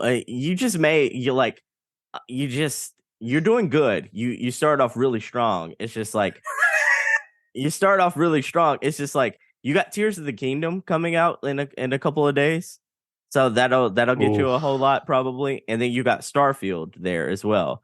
But then like you really don't have any other games. Like you have a lot of slots to fill, but no other games. Why haven't I won the bid for that? You Humans have of Avalon. immortal. Yeah, you won the Immortals of Avalon bid, so you got that one. It's just like that one is like it. You have 3 more games for the rest of the year, and yeah. So I'm like, when you believe, you believe. Yeah, I was just like, there's so many free agents, and then like to throw it out there, I like as soon as I saw that trailer, I went and put the bid in for Armored Core and the new game by FromSoft, and I thought for sure y'all were going to outbid me on it. I don't think any of y'all even thought about it. I'll be honest, I didn't think about adding it, but I've been watching that game, and I've got the other Armored Core games, and there's 2 ways it could go down. They could honour the Armored Core series and do an actual sequel that the fans have been waiting for, all 3 of them, or they can take this and reskin it as a Souls-like, and then harvest the goodwill from all the people that like all of their games. Armored Core fans, Elden Ring, Demon's Souls, Bloodborne, all of that, and mash it together into a game. We don't quite know yet how that works out. Now, I have a feeling they're going to honour the spirit of the other games, because up until now, that's all they've ever done with the Armored Core series. If they were to change it now, I think they would annoy the people that originally bought these games. Would that matter to them from a business point of view? Probably not. So depending on what they do, if they make it like a Souls-like or whatever it is going to be, then it will probably review well. If they make a true sequel to the Armored Core games, probably not as well, because those games, they stopped making those games for a reason. They didn't review very well. Yeah, exactly. I understand. It's just one of those things to where I'm like, it's FromSoft right now. They're in their bag. Like they are on top of the industry, so to speak. And might be like, if we were doing a ranking of all the developers in the industry, they might be number 1 or number 2 at this point. Wow. From zero to hero. They might be. I don't necessarily know if I give them like my number 1 or my number 2, because there's a little company called Insomniac that I absolutely adore their games, but that's a personal kind of like preference. But I digress. Star Wars Jedi Survivor is a game that I'm so curious next week to see what RGT has to say about this, because like I think as a Star Wars fan, you're going to love this experience. And I hope you don't experience any bugs or anything like that. But like I'm a person who kind of like immerses myself into stuff like pretty heavily. So when I do like get kicked out of a game or anything like that, it throws me off. Like it throws off all the like the momentum that I kind of had investing with the characters and investing in the story, especially with me, where like it was kind of early on and like it kept happening over and over again. It's like that's a shame. Yeah. So I don't know. I think this is a game, like I said, that I feel like if this came out 6 more months and everybody across the board got a good experience with it performance wise, I feel like there wouldn't be this negativity that like is associated with EA releases. And because right now I think like going into the end of the year game of the year discussion, like I do think a lot of people are going to remember their first impression of this game. Despite like how big, how grand, how phenomenal the game might be, like if a game is janky when it comes out, I do think like a lot of people will have that in mind when the game of the year discussion is had. Well, all I know, you know what's going to happen now, don't you? I'm going to end up getting bugs left, right, and Chelsea after my seamless playthrough. But I hope not. I've had a seamless playthrough and I've so far been enjoying it. There's been stuff in the game, issues, been nothing that breaks anything, more comedic than anything, but yeah. It's almost like Mass Effect Andromeda for you, to where like the bugs are more funny than they are like. But they're not sort of take you out of the game bug type moments where Andromeda, when it launched, just someone just immediately just rocking the T-pose is not very acceptable. But yeah, I've been. How are you? This is an aside because we didn't get to speak to you at the top of the show. But how far are you on with Burning Shores? Almost done. I would imagine. I am very much enjoying that world. I love being back into the LA. Like I like the atmosphere in LA. I really like the new enemies. The frogs. Oh, I like the frogs. Them. They're just the absolute sponges. They really are. But like, the one thing I do like about them is the fact that like I like the fact that they can close distance like no other enemy. It feels like a new challenge. Like they could have easily. They could have easily just made a new. I would almost say like a new and elemental type of enemy that they've used previously. But I like that they went the extra mile and added some new ones. Much like the Frozen Wastes or whatever, Frozen Wilds. Frozen Wilds. The difficulty spike in this part of the game. I consider myself quite proficient a player of Horizon. It's never been off the hard drive since it came out. Neither is the first one, and thoroughly enjoy living in that world. Burning Shores, much like Frozen Wilds, is everything's Apex. Everything I've fought so far has been Apex, and I have been getting a bit frustrated with. I'm level 50 some odd, and in the first game, in the original Forbidden West, I was king of my realm, queen of my realm. Nothing was a challenge to me. Bish bash bosh, a Thunderjaws on its back, begging for its tummy to be rubbed. In this one,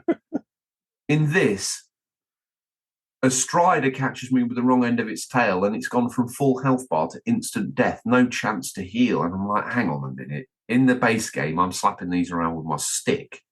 Here, they are absolutely fatal. What's happening? I think you do. Like, I'm not saying you're not bad. You're bad at this game by any means, but like, I do think there's like a lot of expectations that people like. They want you to kind of like play the game and go directly into the DLC with like us, like all the overpowered weapons, all the overpowered which I didn't. I think the only thing different is that I didn't go straight into it. I finished the main game within a week, 2 weeks of it coming out. Loved every single second of it. Had the OP weapons, had all of that. Could literally do whatever I wanted in the game. It's been some time, but maybe every other month I dip into Horizon, so then dipped into this and was like, ooh, I'm loving it. I really am loving it. But a side mission should not punish me like this. Yeah. Do you have all your skill trees like maxed out? I think with the skill points that I've earned since playing this, my skill trees are fully maxed. Okay. Did you get the like the best gear in the game that you can get with the arenas and such like that at the arena port? Because like that can probably help a lot too. But don't get me wrong, it's still a challenge. It's still a lot more of a challenging aspect. I think that they just think that, like I say, with the Frozen Wilds, I think they just thought, what do people want from more Horizon stuff? And they decided, much like that first one, that they just want a really, really hard challenge. And I actually think that was a mistake. I don't mind the difficulty, but a 10% decrease, I think, would have fit more in line with the universe and what you'd experienced to this point. I think everything I've faced animal-wise, just wild in the universe, has been an Apex version. And those Apex versions can be an absolute beast.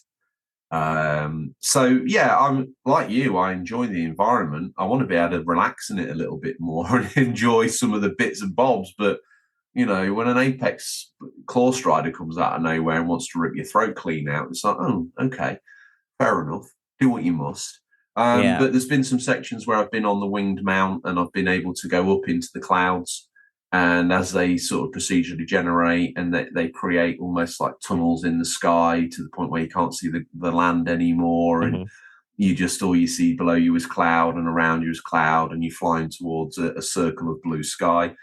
That is amazing. I don't even know if it's even a play feature, but it's certainly something that's thoroughly enjoyable and it is beautiful in its execution. I think it's really, really on point to that. And I've thoroughly enjoyed it. This is going to be a controversial statement here, but like, I don't think there's going to be a game this year that does draw distance and like that sense of like scale, as far as like vertical scale, better than Horizon Burning Shores or Horizon period. Because like the way, like you were talking about, the way you can go into the sky and you truly feel like you're up in the air and you truly feel like there's that gradual growth of like increasing altitude and or decreasing altitude. And the fact that everything loads in quickly and it's not like there's not a whole lot of pop in, like I don't like that's one of the things that I'm kind of worried about with Tears of the Kingdom coming out very shortly is the fact that it's still on a Switch. Like how like sure you can like fall down out of the sky, but how is the draw distance going to work? Like, am I going to be able to is it going to take me like almost hitting the ground before I see like, oh, I'm about to land on one of the what is the orc creatures called in the game, like the goblins or boblins or whatever they're called. But like I wonder how quickly the loading in on the world is going to be with like Tears of the Kingdom versus like I think it's going to be very Fortnite on the Switch-esque. I think that's as good as it can be, and I think that's as good as it's going to get. And I think that playing that game on a Switch, you should come in with the expectation that there's going to be not fog, but reduced distance at extreme distances as you fall from a high point. There's going to be loading and popping on the ground. I'm sorry, but there's nothing else they can do. And I think they will expect you to absorb that as part of the experience. They've given you a Zelda game. It's on Switch. Be happy. Be happy. Yeah, it is what it is. What more do you want from us? The only way we can make this better is if we make a new console, and we're flat out not going to do that. So I think you just need to absorb Tears of the Kingdom for what it is. And I don't want to hear any complaining about graphics, draw distance, or price. We'll see how that goes. We'll see how that goes. But yeah, like so far, like out of like 1 out of 10, what would you give Jedi Survivor for you? For me, without finishing it, I don't want to go too over the top, but what I've played so far, I'm going to get a solid 7. If I wear my heart on the sleeve, I'll give it. If I wear my heart on my sleeve, my Star Wars pajamas, and bring my 5-year-old self into the room, this game's getting a very, very, very strong 8.5 to 8.7. If I take all my Star Wars nostalgia away from the play mechanics alone, it's definitely a good 7. I think by the time it's finished, I think my feelings will reflect that. I think the game will deserve a strong 8, and I think if I add my nostalgia back in, it will be knocking on the door of a 9 something. Okay. I gotcha. Do you think this is the best Star Wars game you've ever played? Like, period. So far, despite them serving as more of what we had in the first game, and therefore technically more of what we wanted, I still think maybe the first one might be the best Star Wars game I've ever played. But by the time this plays out, I should imagine this will be the best Star Wars game I've ever played. Okay. I gotcha. Just so like, let's just say, spoiler alert, everyone, for Jedi Fallen Order. Do you think, based on what you've played so far, there's going to be a moment that is bigger than the Darth Vader moment at the end of Star Wars Fallen Order? That wowing moment for you. I'd imagine that wouldn't be a spoiler for anyone who picks this game up, because if you haven't played the first one, shame on you. But if you decide you're going to go in at this stage, that does get washed under your nose in the intro. Could there be a moment bigger than that? Yeah, could there be a moment for you that's bigger than that moment? I hope so, but one can only imagine it'd be another. So far, this story seems to have lent in a completely different direction than the Obi-Wan-like Inquisitor story of the first game, which may not lead you to directly cross paths with Darth Vader. But I'm looking forward to meeting some OT trilogy characters along the way, and I'm excited for that. So we'll just see what happens. I'd imagine it's too tempting for them not to bring someone like that in again, but how that manifests itself, and obviously with the big bad at the moment being obvious as it stands, we would just need to see how it'll play out. I would love to see some more of that, and was actually hoping for more of an Imperial chase around the universe. You know, when the game kicks off, you've been fighting Imperial bits here, you've been working for Saw Gerrera there. I kind of thought it would play out more like that, but it's gone a little bit more in what I would call a fantastical direction, which I was not expecting it to do. But I'm not complaining, and maybe a second game did need to kind of create its own Star Wars lore in a way, but one that's interesting, but has enough nods to the past in there to keep the original trilogy fans very happy. And there's some bits in there that would even keep prequel trilogy fans happy as well. Some of the enemies you face, I think that for me in itself was enough of a fun throwback. So yeah, very, very happy indeed. Yeah. So RGT, how big of a Star Wars fan are you?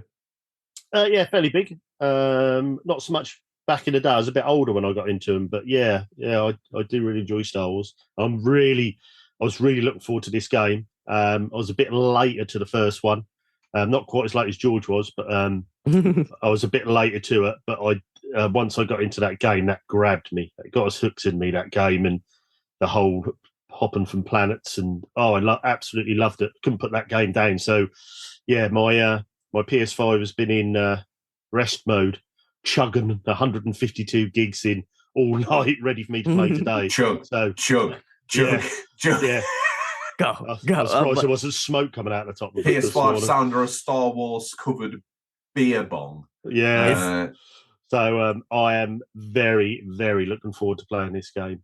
So let me ask you, like, do you feel like do both of y'all feel like y'all are going to play this game, and then as soon as Tears of the Kingdom comes out in T-minus like 13 days, y'all are gonna dive off and just be immersed in the world of like Hyrule again, or do you feel like this game is one that's gonna? I want this on the T-shirt. Tears of the Kingdom can blow me. It's like an 8-bit console cartridge, keeping it PG. Okay. Yeah. Breath of the Wild I was late to, and you'll be disgusted again, Seb, to realise that I played Breath of the Wild on the Wii U. I played that. I put 120 hours in that game. I loved Breath of the Wild, one of my most favourite open world games ever. But I haven't got that excited for Tears of the Kingdom. Oh, even watching the trailers, the whole thing of it being in the air and going between different things, that hasn't grabbed me. To me, it looks like they needed to make a sequel to the biggest game ever made in their library, and they've done that. But they've done that by leaving the developer tools in. The ability to just warp up through a mountain, absolute drivel. The fact that it's Banjo nuts and Banjo-Kazooie nuts and bolts. You're making planes out of like pillars and logs and flying things. Mate, they've basically turned it into Minecraft. It's a cheap and lazy. Yeah, I suppose so. I did quite like that when I saw the trailer on there, but I don't know. It's a weird one because I thought Breath of the Wild was so good. I really enjoyed that game. So for this to be a massive game, which it will be, we know it will be, but for me personally to be a massive game, you need to keep the essence of Breath of the Wild in there, but also need enough change to give you a new experience. And on both of them, I'm not sure they've hit it. Does that make sense? I'm not even sure. I would like to see like a Wind Waker boat. I want to see what Nintendo designed for me to fly around in. I don't want to rock up to the last boss on this whimsical thing I've sort of been cobbling together and butchering since the start, like this half-imagined thing, like a boat that can fly, but it's also got wheels. And I rock up to meet the end boss in this, and the cutscene shows this thing coughing and spluttering its way to the like. No, just give me a winged mount, give me a boat, give me whatever you decide. Don't make me make it in this like what are kids into Fortnite. So we want to jump off these high platforms and then like basically skydive all the way down. Yeah, better include that in the game. People like to build. This feels like a game that went through its IP development while they were all playing Fortnite, or that was its highest zenith, in terms of publicity and popularity. And I don't know as it really catches me at all. The first one was too far a step away from me and my knowledge and history of Zelda to even get that into. And this one is an even further step away. I feel like Zelda would have been better suited being more like we had with Jedi Fallen Order, slightly tighter narrative. Yes, you can go back and there's Metroidvania sections where, I can go back there and unlock that bit and go in there now. If it's too open world, nah. I want a tighter, more linear story for me to like Zelda. I'm someone who came of age with Ocarina of Time, and therefore, my understanding of Zelda should reflect that. I know they've got to do different I things. suppose so. I mean, I sort of went in not being, when I played Breath of the Wild, not much of a Zelda player. So I went in sort of fresh-faced into that, which is why I loved that game. The thing I loved about the open world in Breath of the Wild, there's very little or hardly any music. So you just hear the wind through the grass, you hear the trees, you do feel like you're in an open world, which I loved. And I thought it was fantastic, but I don't, there's people out there probably shouting at their phones now saying, GT, what the hell are you on about? Tears of the Kingdom is going to be absolutely fantastic. I'm sure it will be, but they haven't shown me enough or done enough for me to part with $70 for it, I'm afraid. So if I, which I will play it, but it won't be yet. I'm all about Jedi Survivor at the moment, and that's where my game's going to be for the next few weeks. Good. Take this game, strike me down with it, and your journey to the dark side will be complete. You want this, don't you? You want this, don't you? And your friends on the other podcast. Sidious. Okay, Sidious. I got, since we're doing some of our hot takes and impressions and stuff like that, like, I will say, like, I've always felt like Breath of the Wild was overrated in the sense that, like, to me, like, for one, they copied the story from Avatar: The Last Airbender and told it in a very poor, like, it told the exact same story, but in a worse version of that same story.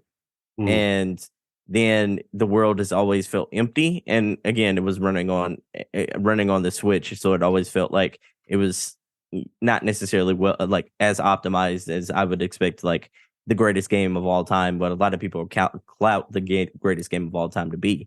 That said, like Tears of the Kingdom, I'm so curious to see like what what y'all's discourse is going to be as the year progresses, if y'all are going to dive into it throughout the year, and where that's going to end up overall in the UCP Game of the Year score. Because I have a feeling like based on the type of game Jedi Survivor is, there's going to be, I feel like y'all are going to be on that for a month, and then I wonder what the next game is going to be for George and RGT after that month is over. I think with me, I think Farming Simulator and MLB. I think with Breath of the Wild, I mean, we all have those games that are more memorable and special to us because of times in your life when you've played them as well. I think that's fair. So I think with Breath of the Wild, it was a certain time for me that that game was perfect for me to get lost in, and I think that probably means a lot more to me on that front. But we all have games like that, don't we? That we remember that most people will think, well, why do you like that game so much? But it's not just a game, it's about the time in your life when you're playing it. So I think that's why I like it so much. But Tears of the Kingdom, it sounds really stupid. Like I know I've gone over this, but I don't know if it's enough of Breath of the Wild to lure me in, but I don't know if it's different or new enough for me to get it. Does that make sense? I want that sort of happy medium, and that's just not hit it with me at all. I haven't had that excitement. Whereas I think with Jedi Survivor, it is really just seeing the trailers and that is triggered the first game. And I'm thinking, I can't wait to get into this game. It's also the next 2 days. Yeah. It's also like that element of like, you can go back and play Breath of the Wild again. Like, and from what you've seen so far of Tears of the Kingdom, like, sure, they've added some time elements, and they've added some fuse elements and everything like that, but nothing they've shown me has said, hey, this feels like a brand new game and not just Tears of the not just Breath of the Wild DLC. That's easily, very true. This feels like almost to me like this could have been like an expansion DLC where they just kept giving you new features and such like that. But like on Star Wars, like besides like all the bugs and stuff that I've experienced, this feels like a premium new game, which is like the next iteration of this, of what like this element of Star Wars needs to be. And it feels like they've nailed that element of it. Like I said earlier, the sound, the score, like the environments. I will say this game is not as pretty as I thought it would be. Like I thought this game was going to be absolutely gorgeous. And so there are some parts where I'm like, I've played PS4 games that are a lot better looking. Like recently I just dove back on a whim to Uncharted 4, and that Uncharted 4 looks better than this game.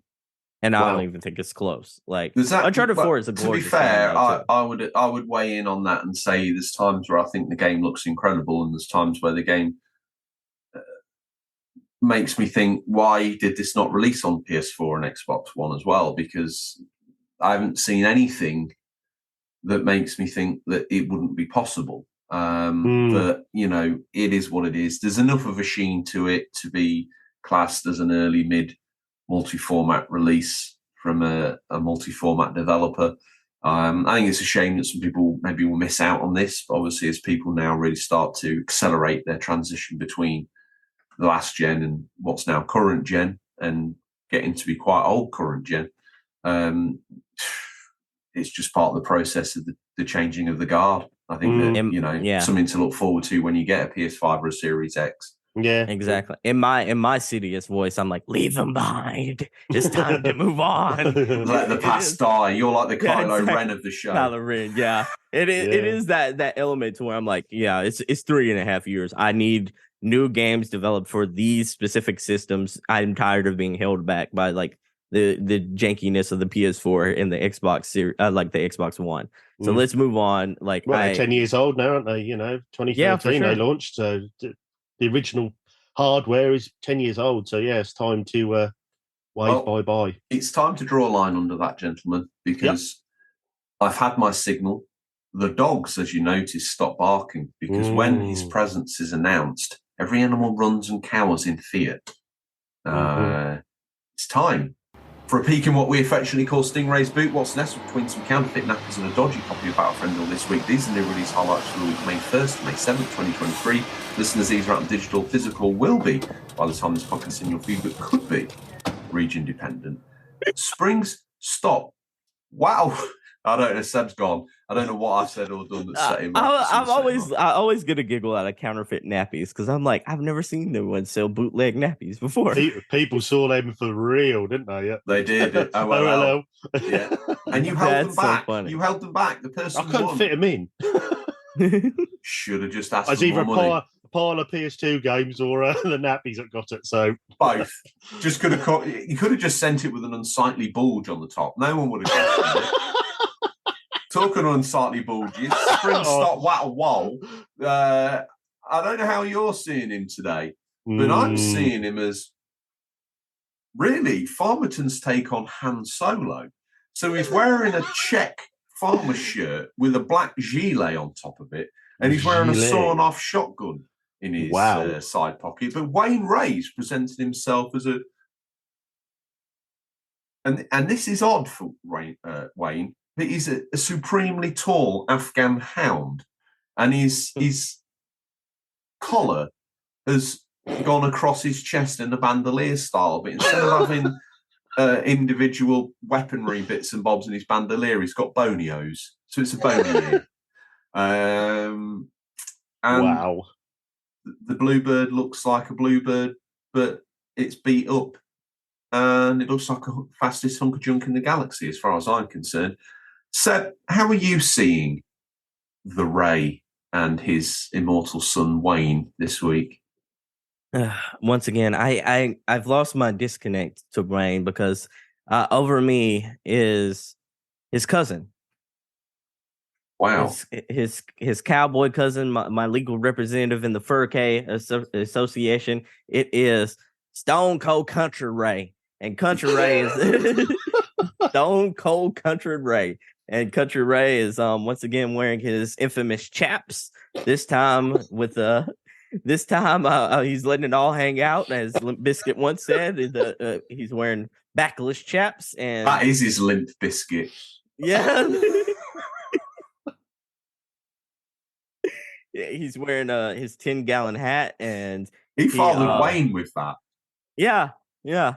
And he's also wearing a very Stone Cold Steve Austin like vest and such like that. But once again, as I've seen the Ray like the olden days of the show, like he is built in the same way as Rain Way, at least the way I see him. So he's like almost built like an upside down bowling pin.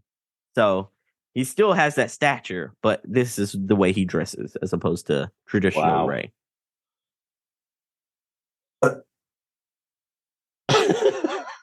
I've just had an actual impasse of the mind where I was trying to imagine.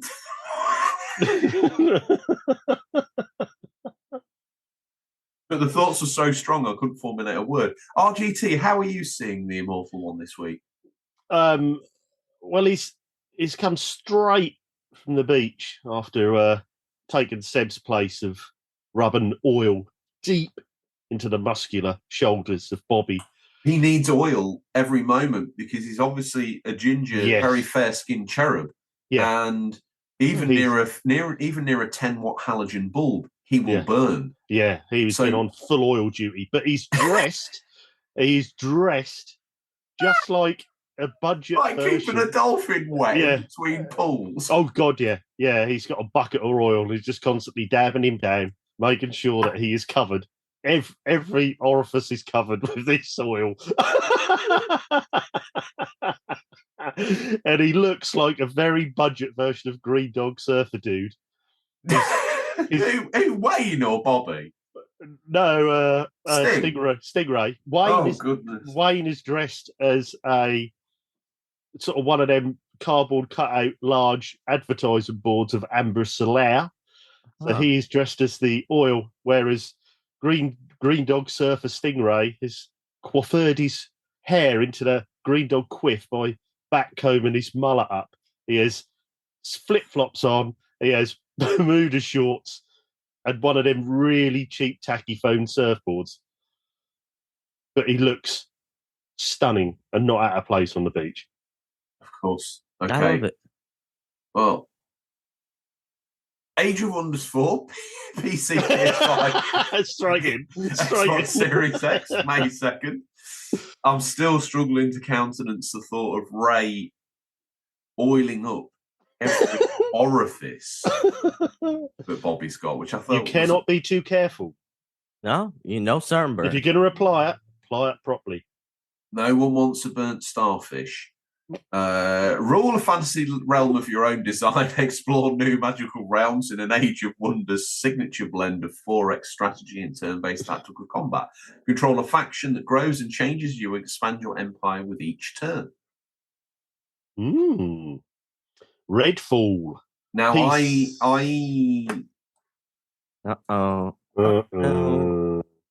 Somebody made a... I didn't know if this was going to be my mummy or no. Oh.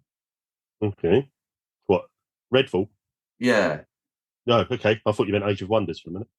Can I be real here? There's no way you're playing Redfall this week. There's no way.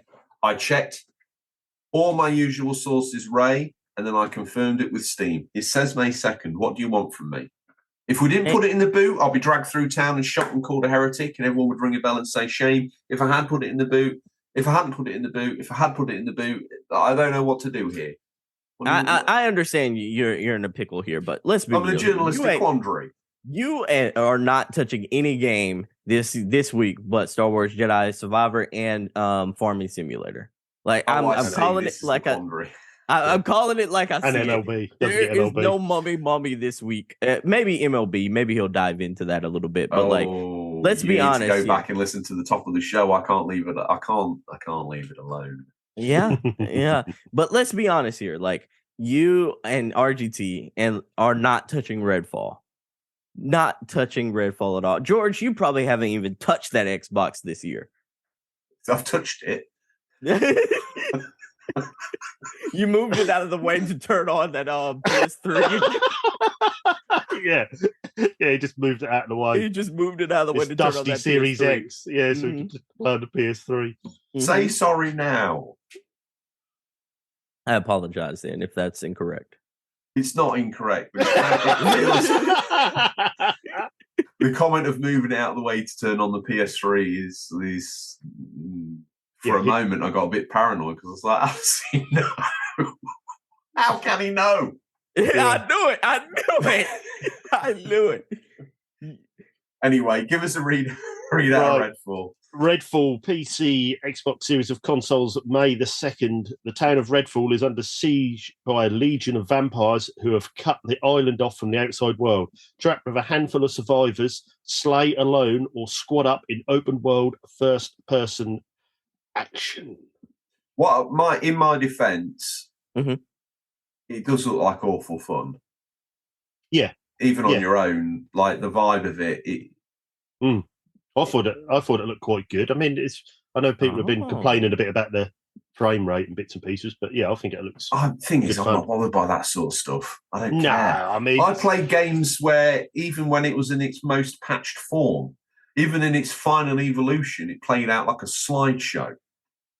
When you've been in and around games as long as maybe you and I have or Seb has, you have memories of games that played like absolute turd and there was no improvement. It's how they shipped. And we still had some of the best gaming memories from these games. Oh, yeah, like hard driving on the Mega Drive, 6 frames per second. I mean, ouch. Yeah. If you blink during that, you've missed half the track. Yeah. You had to sit there like you were like that guy from Clockwork Orange with your eyes wide open, so you didn't miss a bit. Yeah, true. I get what you're saying. I have a feeling this game is going to be dead on arrival, and I hope that's not the case. I pray that's not the case because Xbox needs a win right now, super bad. But this is in between a rock and a hard place. Legitimately coming out right between Jedi Survivor and Jedi Survivor and Tears of the Kingdom. And not only that, there's a hell of a lot of pressure on this game because of the lack of first-party Xbox games. This is the first one for a while, so there's a lot of pressure on it to be a big game, I think. I don't think that's happening. No, that's a shame because it does look. It's quite a nice idea. I think it's quite. We'll see. We'll see how it does. Yeah. Yeah, I have a feeling this game is going to be dead on arrival, and it feels like it's a 7 out of 10. Like, I feel like that's the high part. Like, I would be surprised if this was anything higher than that, to be honest. Like, I'd be shocked. Like, if this scored like a 9 out of 10, I think that'd be the sleeper hit of the year at this point. Yeah. The unexpected definitely. Sleeper hit of the year. But yeah, I think this is a game that, I want it to be good because from what I've been hearing, it's more like Far Cry than anything else. It's Far Cry with vampires. Yeah. Oh, wow. I thought this would be more like Deathloop with vampires. Yeah, it's made by a similar studio, like the Arcane ones who did like Prey and Dishonored were the ones who did this, and I believe like the one like this isn't the same team that did Deathloop. So it's same studio, different teams, but but it's got that kind of, even graphically, it's got that look and hook to it, So I'm relatively optimistic that it will review well, and even if people don't find it immediately, it will sit on Games Pass and it will build a draw and build. It's a bit like Grounded. I mean, that didn't really get a proper release, but everyone was on it from the beta. And, that's the game on Games Pass that I think actually is often overlooked by people and deserves to be given that second look. And I hope and pray that Redfall is one of those games that just brings stealth quality to the Games Pass portfolio, and it will ping up players that are into it. And then over time, things will happen within the game. There'll be probably some episodic content, and one day it will just pop and everyone will be like, oh, it's a cold, wet, rainy November. What should I play? Oh, I'll give that Redfall a go. And boom, there's an existing player universe there for them. There's other players to play with, and they get the idea, and maybe it becomes a secondary or tertiary game that people go to in their rotation for a little bit of. Probably see it more. I don't see people really sticking the grind for the single player part of it, but certainly the open world elements of it. I hope bring people in, and if they do that, they've been very successful at building community games. They've got Grounded, they've got Sea of Thieves. They could have this. They've got some of the elements of Halo Infinite. Now that was a bit of a bust in a way, but over time it may actually consolidate the Halo fan base. keep I think them on they the stopped console. working on it, from my understanding. Yeah, but it's It's still like- there to enjoy. Yeah, that's true. If you're That's a Halo true. fan, you're not going anywhere else. If you're a Gears fan, you're still playing through 5. So what have you got? You know, I think that's the problem. Is like that's the main problem of the Halo, like the Xbox like dilemma. What have you got? What have you got to play? Especially if you're a single player based gamer. Like I don't think a win for them is hey, this game is going to be a cult classic. This game is over time. People are going to say, hey, you remember Redfall? Not that bad. Ghostwire Tokyo is like finding that sort of audience that you're talking about right now, to where like people are talking about like, hey, this game is not as bad as people made it out to be. And I'm like, that feels like for PlayStation, as a PlayStation timed exclusive, that was okay, because PlayStation had the lineage of like banger after banger after banger after banger. But like Xbox, besides Forza, has had slip after slip. Oh man, this isn't quite as good as we hoped it would be. Oh my goodness, like this was supposed to be the chosen one. You were supposed to bring balance to the Force. Like we haven't. Redfall's the Anakin. Yeah, we haven't had that yet. So I'm like, Redfall. Like, unfortunately, if this isn't like the sleeper hit of the year, it's probably going to be a disaster. Like at least like not necessarily a disaster, but it's probably going to be like forgotten. And I think that's one of the worst things in the video game landscape. Yeah. What's next out the boot? Because we don't want to keep Sting hanging on, because he gets angry. Yeah. I don't have the readout, so one of y'all. I sent it to the Fur-K Corporation. Oh, wow. The Fur-K. letting you down. But so they've let you down. Let that be the first time that you've noticed that Fur-K has slipped. Me and the Dragon Princess, PC, PS5, Xbox Series X, PS4, Xbox One, and Switch, May 4th.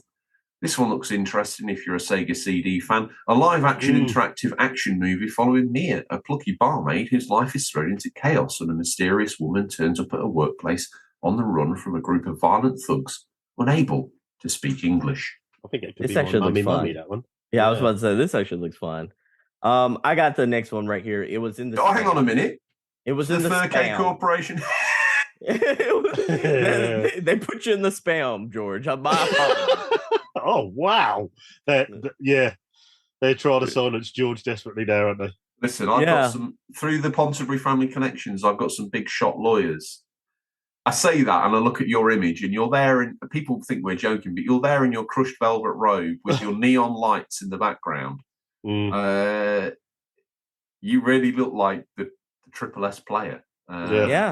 I walk in this room and like I have a little chime here by the door, and every time I walk in the room, it sounds like I'm being serenaded. It goes, wow.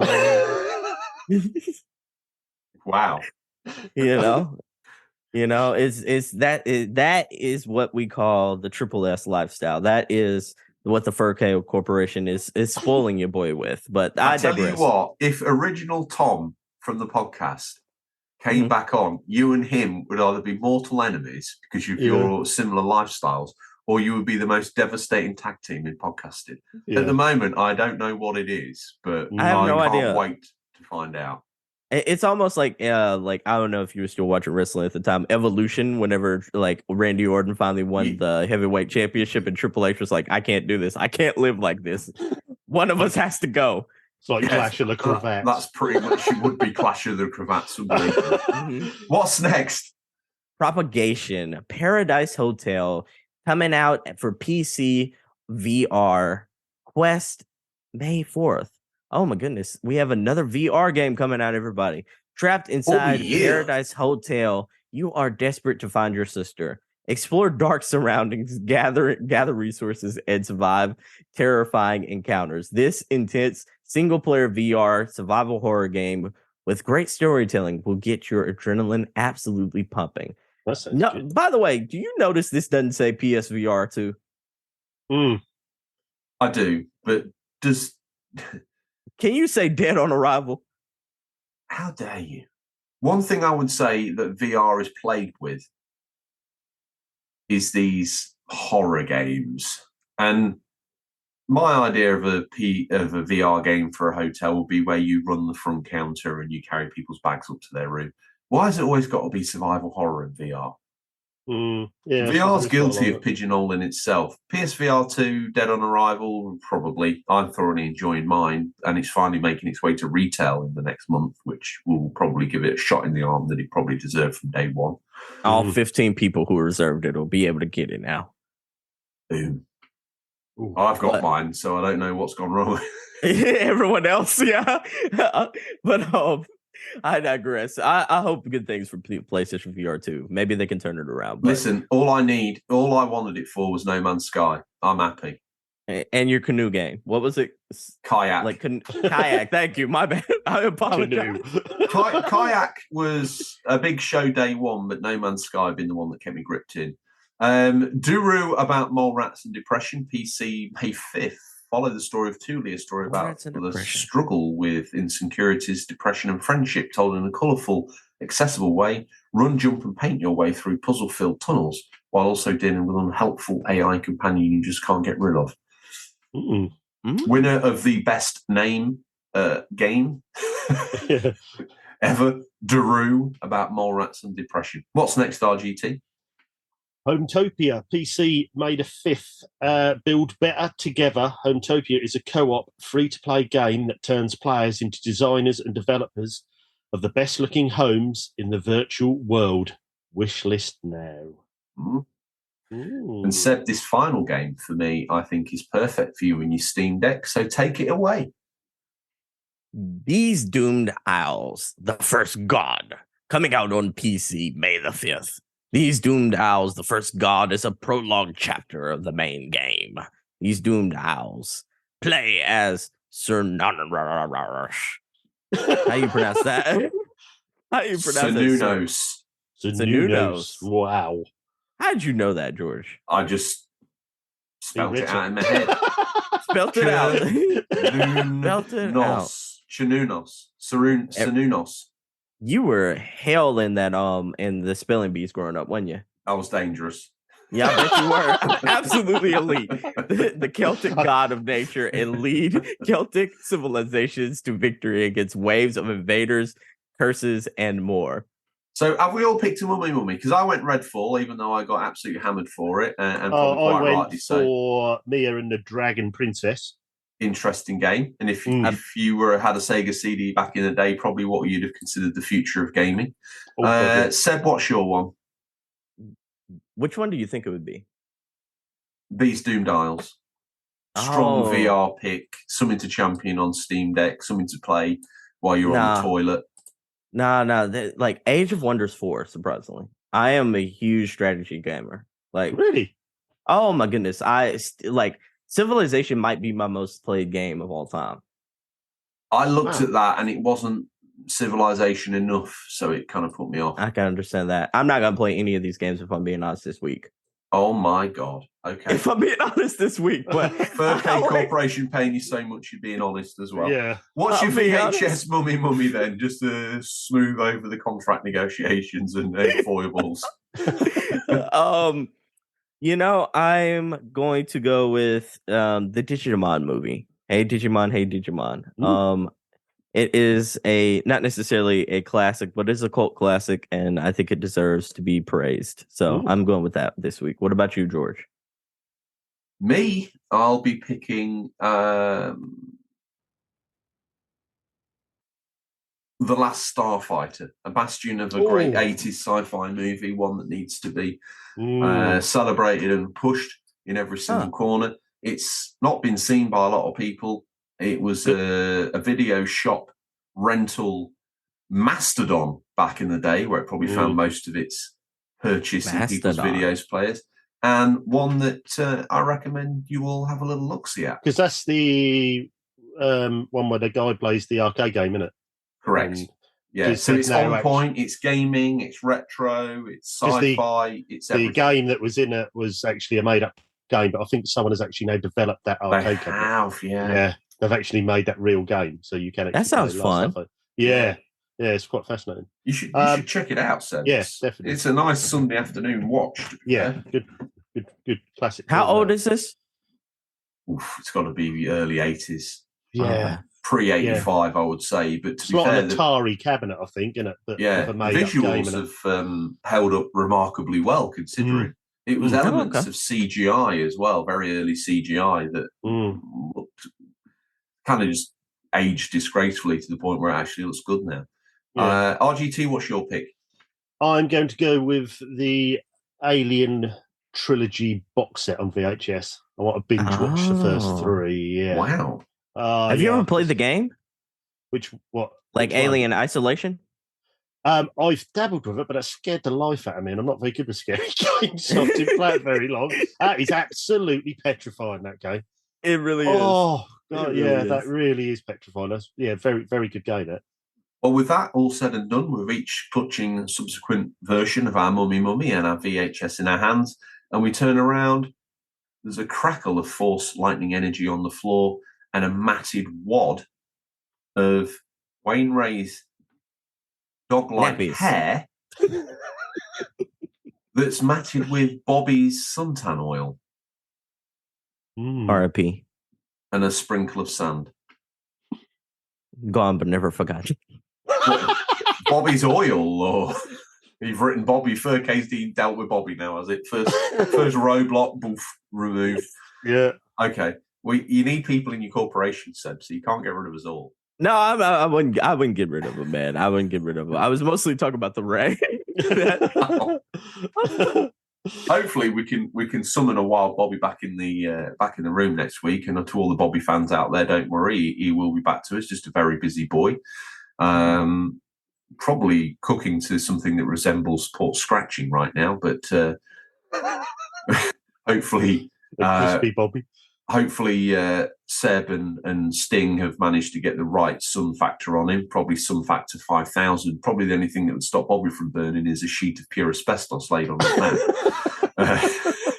We just went to the local hose. I'm back in the hotel, and we just start putting spray tan lotion and start hosing him down with it. Perfect. I feel someone needs to follow him with one of those on back sort of weed killers, just spraying him down the whole time as he's walking around, just pumping and spraying, just like, don't worry, Bobby. Mixture of ice and suntan lotion just to keep him alive. Okay, well, with that, anyone who knows the way the show goes down, I've really only got one thing left to ask these gentlemen. It's what you hoping to play. And we direct that question, first of all, at RGT. Going to be Jedi for me. Straight after the show today, I'm going to be playing that, and that'll probably be mostly my week. I'm going to dip in again on my new farm on Stardew, try and get a few more trophies clicked off on that. But what's the matter? I wouldn't expect you to say Stardew Valley. I love Stardew Valley. Yes. It's disgraceful.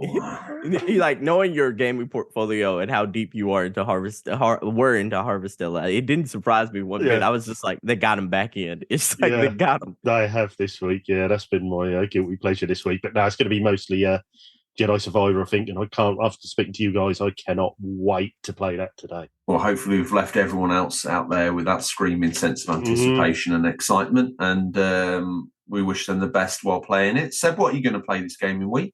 Probably the same. Jedi Survivor. And Stardew? No. My guilt. I'm guilty of never playing Stardew. I need a narrative, and I feel like Stardew lacks narrative to really keep me invested into that ecosystem in that world, because I'm not I'm a simulator person in a sense to where if I'm playing a 2D game, I don't want to necessarily play a 2D simulator game. I want to play a 3D simulator similar to City Skylines, which by the way might be one of my most anticipated games this year now. City Skylines 2, yeah, it is. It's not too late. He's saying all the things as something that someone who plays Farming Simulator would say. So we can do this. I'm a Texan. I've lived too close to a farm all my life to want to just play in it. You've described me, and yet I love it. Yeah. So it's one of those things to where I'll probably play Jedi Survivor. I'll also play. Have you fallen off the MLB wagon already? Oh yeah, for sure. Mate, and the Rangers are actually doing all right at the moment. Yeah, they're doing pretty good. I'm proud of like how well they're doing compared to the previous years, like the previous couple of years, because they're actually hitting the ball. Yeah, that's amazing what a team can do if it actually hits the ball a couple of times a match. I don't know a lot about baseball, but I would imagine that can help if you hit the ball. Fundamental part. Very vital to the process, RTT. Like it's one of those things to where like maybe they finally realize we're in a new stadium. We have to play up to it. It's crazy right now, but like I fell off pretty hard. I'm hoping to maybe play a little bit of Redfall because like I do want to give that game a chance. I do have an Xbox and I do like playing on it, so maybe I should actually check that out. But I'm probably going to play this lovely game called Hunt the Night. It is a 2D Metroidvania game that is like a 2D version of The Witcher, like The Witcher 3. And wow, that sounds cool. yeah, it's a really cool concept, really cool gameplay. It almost mixes in a little bit of the elements that what you see with like Hades mixed in with The Witcher. And I'm probably going to play more of that and play Jedi Survivor. What about you? What's that on, Seb? It is on everything, I believe. Cool. I believe that is. Let me make sure so I don't get corrected. While you do that, I'll rip in. I'm going to be playing, obviously, Jedi Survivor. There will be a smattering of No Man's Sky in VR. I thought about I'd give that a go as a bit of a palate cleanser. Although I've done that thing with I always do a No Man's Sky. I've hit a little bit of a loop in the story and the other part, and I don't know if I can. It might be that I'll fall off for a couple of weeks. I really can't be bothered with that. There's a lot of grinding going on in the background to get the resources necessary. Sometimes I can be bothered, sometimes I can't. No Man's Sky has a story? It's got multiple story threads now, yeah. Oh, I didn't know. Yeah, it's one thing that people wanted and they added in. It's a bit hit and miss, but for the most part, it pulls you through the story, pulls you through the game and teaches you the essential sort of loops that the game requires from you and showcases how to build a base. Amongst other things, there is other stories there. There's obviously always the ongoing quest of reaching the center of the galaxy as well, which is what I was pushing for on this playthrough, but I always get distracted by floating around in an asteroid field. So there'll be some MLB and there'll be some farming simulator, and that'll be about me. Seb, what's the news on this game? Hunt the Night right now. I know I'm for sure it's out on PC. It looks like it's coming to everything. It'll be releasing for everything a little later this year, but like right now it is PlayStation and PC. It looks like. Okay. Get it in the boot, Ray. And if that's it, gentlemen, if there's no other further words, we shall end the show. And that's all we have time for this week, listeners. As always, thank you for your time. We look forward to the pleasure of speaking to you again next week. Until then, happy gaming. Remember, there's nothing wrong with being given the unofficial controller. It's what you do that counts. See you guys. Like your status. Bye. Later.